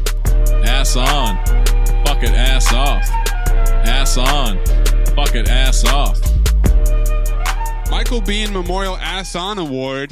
Dylan Bruno as Smith, the cop. He's really bad. Dylan. I think Dougray Scott Stewart is really bad. He's not good. Other than when he was celebrating the deals that went well. Yeah, I'd go with Stewart. Look what I can do. Carl Weathers Memorial Ass Off Award. This is a 2-horse race, boys. Forrest Whitaker as and the panda. The bagel eating chess fondling man. Frank Dotzler. They put a C in Frank. Yeah. Really? Frank. Yeah, the name is very Allemagne. And then Liam Neeson as Brian Mills or the panda. The panda's great, but the panda needed one more scene to lock that up. I think Forrest Whitaker runs away with this. Yeah. Touching his face, playing with the rubber band, the smirks. Fucking the bagels. Picking up the purse and saying, not his. All that shit, man. Ass off the whole way. You're good at keeping secrets? Absolutely. Because I've got a present for you. Secret present outside by the dumpster. Is it a baseball mitt? It fits you like a baseball mitt, like a glove. I hope. Golden Dumpster nominees. The way Forrest Whitaker nibbles on a bagel. Russian guy putting the gun in his own mouth and pulling the trigger. Ugly Statham. Malenkov using a sniper scope to spy on two women playing tennis and going. Pew. Brian taking out a guard with the defibrillator. Malenkov fighting in his tighty whities, and Brian taking out a private plane with a Porsche. Other nominees, Liam Neeson running. Oh, man, that's a horseman. Sounds like spy shit to me. Color coordinated. The police car jumping over the median. Your accent is shit. Golden dumpster, then shooting yourself in the mouth. Good luck. And hiding beneath a corpse to kill somebody. When he's like, your mother probably didn't think so either. I put all caps golden dumpster. I'm going to go with the way Forrest Whitaker nibbles on a bagel because we didn't give Bagel the horseman, and I want bagels to be remembered. I would go with him saying, my daughter is my first priority, and then 90 seconds later, completely crashing through the landing gear of a jet she's on. I'm going to go with hiding under a corpse. It's a great callback, man. Look, I didn't remember it from the original one, and so I was very delighted. Well, Zach, you picked it, motherfucker. Motherfucker. I like that. Overfile. Wow, that was a very Skip Bayless deep sigh right before we're about to make a point. A moment of silence. All right, guys. 1:49 p.m., January 24th, 2015, at Talk Hoops. Coldest of takes. Taken 3 is by far the best of the franchise. 1 retweet, 1 like. Who did it? Name these cowards. The like is from So Lucrative. Luke spelled like the name Luke. And the retweet, Robbie Callan, who I saw the movie with twice in the theater that weekend. Yeah. Robbie Callan, April 12th, 2021. Quote tweeting, has anyone ever seen a movie twice in the same day weekend, and was it at the theaters? Many times, but most notably Taken 3 with Talk Hoops and Jacoby. Guys, this is a file. I fucking love this movie. I hadn't seen it in a long time. Definitely pre-pandemic, but probably like 4 or 5 years. It's a movie that is on AMC a lot. I always check in with it. I don't watch the whole thing. I love this movie. It's so ridiculous. It's so funny. Liam Neeson still doing it 3 into this franchise. I never knew that he said, like, I'm not going to do this. My family members can't get taken again. My daughter can't get taken again. How about $20 million, Liam? All right, I'll do it. No. You've gone too far. When do we start principal photography? This is a file. This is an easy file. I fucking love this movie. Maze? I definitely didn't think I saw this movie, and now I don't know. Now I'm confused after watching it. How are you more confused? I don't know if it's just because they're ripping off The Fugitive or what, but everything felt familiar in a weird way. Sure. It's a strange pivot, but clearly the well was not dry because they still made over $300 million. After watching Memory, it was nice to travel back 8 years to when he's ambling a little less gingerly and a little less difficultly. Forrest Whitaker was good. The bagel shit is killing me. There was some flaws to this movie, but it's a tepid file. Wow, a tepid file. Tile. I mean, do we have a sweep? You guys both did the Skip Bayless deep sigh before you started your reviews. Mm-hmm. I'm not going to do that. I'm going to say that this movie is exactly what people go to the movies to watch when you want to go to see an action movie. From the very beginning, they set the stakes. Guy gets taken, and then next thing you know, next scene, we see the protagonist that we know and love, and guess what? Ex-wife knows and loves him too. And so we got a little bit of romance, we got a little bit of takenism in there, and we're off to the races, man. This movie, from beginning to end, other than the 3-hour nap I took when he went to go see Lenore for a second time, to get a DNA sample that was completely irrelevant. It was fun, man. I'm like, it's a Taken movie. I'm not comparing it to Top Gun Maverick, but I remember going to see Top Gun Maverick and walking down, people say, oh, how was it? I'm like, it was Top Gun. It's better because the tech is better and the angles and the camera angles are better, but at the end it's Top Gun. I went to go see Top Gun and I saw Top Gun. I went to go see Taken 3, a Taken movie, and I saw a Taken movie. And guess what, boys? For the second consecutive movie in Liam Neeson month, we've got ourselves a green sweep. I phobed Memory. Oh. Great memory on that. Man, it's all about the memories, man. It's all about the memories. You phobed Memory for real? Yes! To be fair, we recorded that last week. It doesn't come out for another like 3 months, and our timeline is fucked. I can't expect Amin to remember that. Maze, you're fucking listening and editing this shit. Of course you know what the fuck happened. I don't remember the shit that happened in the last episode. There's a spreadsheet. I gotta be honest, I love to throw Amin under the bus whenever I get a chance. I thought we swept that thing too. I had the memory of us sweeping it. Because you guys were so fucking giddy about it. Where are my pills? Make sure you're tweeting us. They're crushed. Your Fomer file, your golden dumpster, your ass on, ass off, your 5 horsemen, and your Lewis Pinnock Award at Talk Hoops, at Darth Amin, at Corn Puzzle, at Levitard Show on Twitter. Next time we make love, you introduce me to Jade.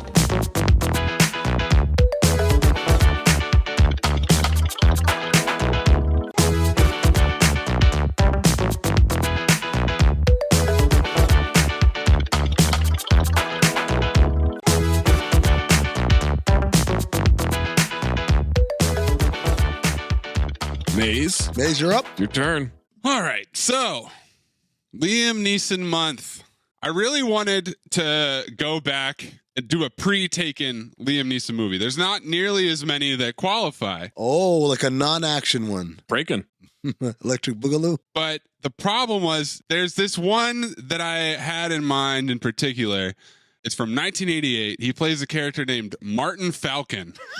File. Right, that's a strong ass name. And it's called Girls of Summer, about Justine Bateman and Julia Roberts in a girl group that try to make it big as a rock and roll band. That's the whole title? This movie Beyond does not exist. Oh. I can't even illicitly find it. The trailer is in dial-up quality. It's so pixelated you literally can't even see Justine Bateman's face. So unfortunately, we won't be doing Martin Falcon and old Liam Neeson. So you know what? You know what we are on this podcast? We're takers, gents. And there's another Taken movie that qualifies, and that is Taken 2. Oh! The old trilogy, then the sequel. Wait, hold on. Fuck me. He's taking us for a ride. Why didn't we do that one first then? So I would get some of these references. I don't know. That's Zach. Oh, 'cause I didn't want to pick that one, man. I like Taken 3. That's my kind of Taken. There's no bagels in Taken 2. No bagels in Taken 2. Spoiler alert. Oh, my God. Fuck. This is unprecedented. We got to go back in time? But someone actually gets taken. 4 people got taken in this movie. And some cheeks. And some cheeks.